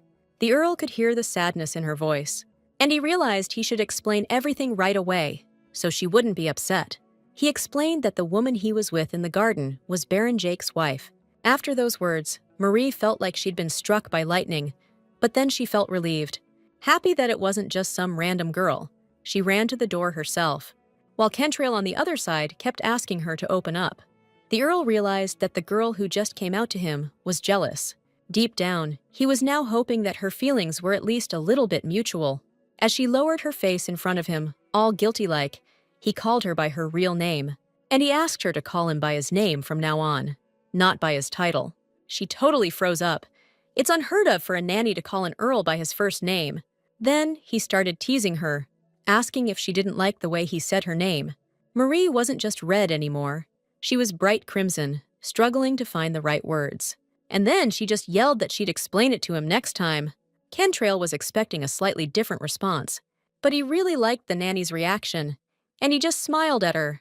Then he started explaining the reason he'd called for the Baroness. She was tight with his sister-in-law, and they wrote letters to each other all the time.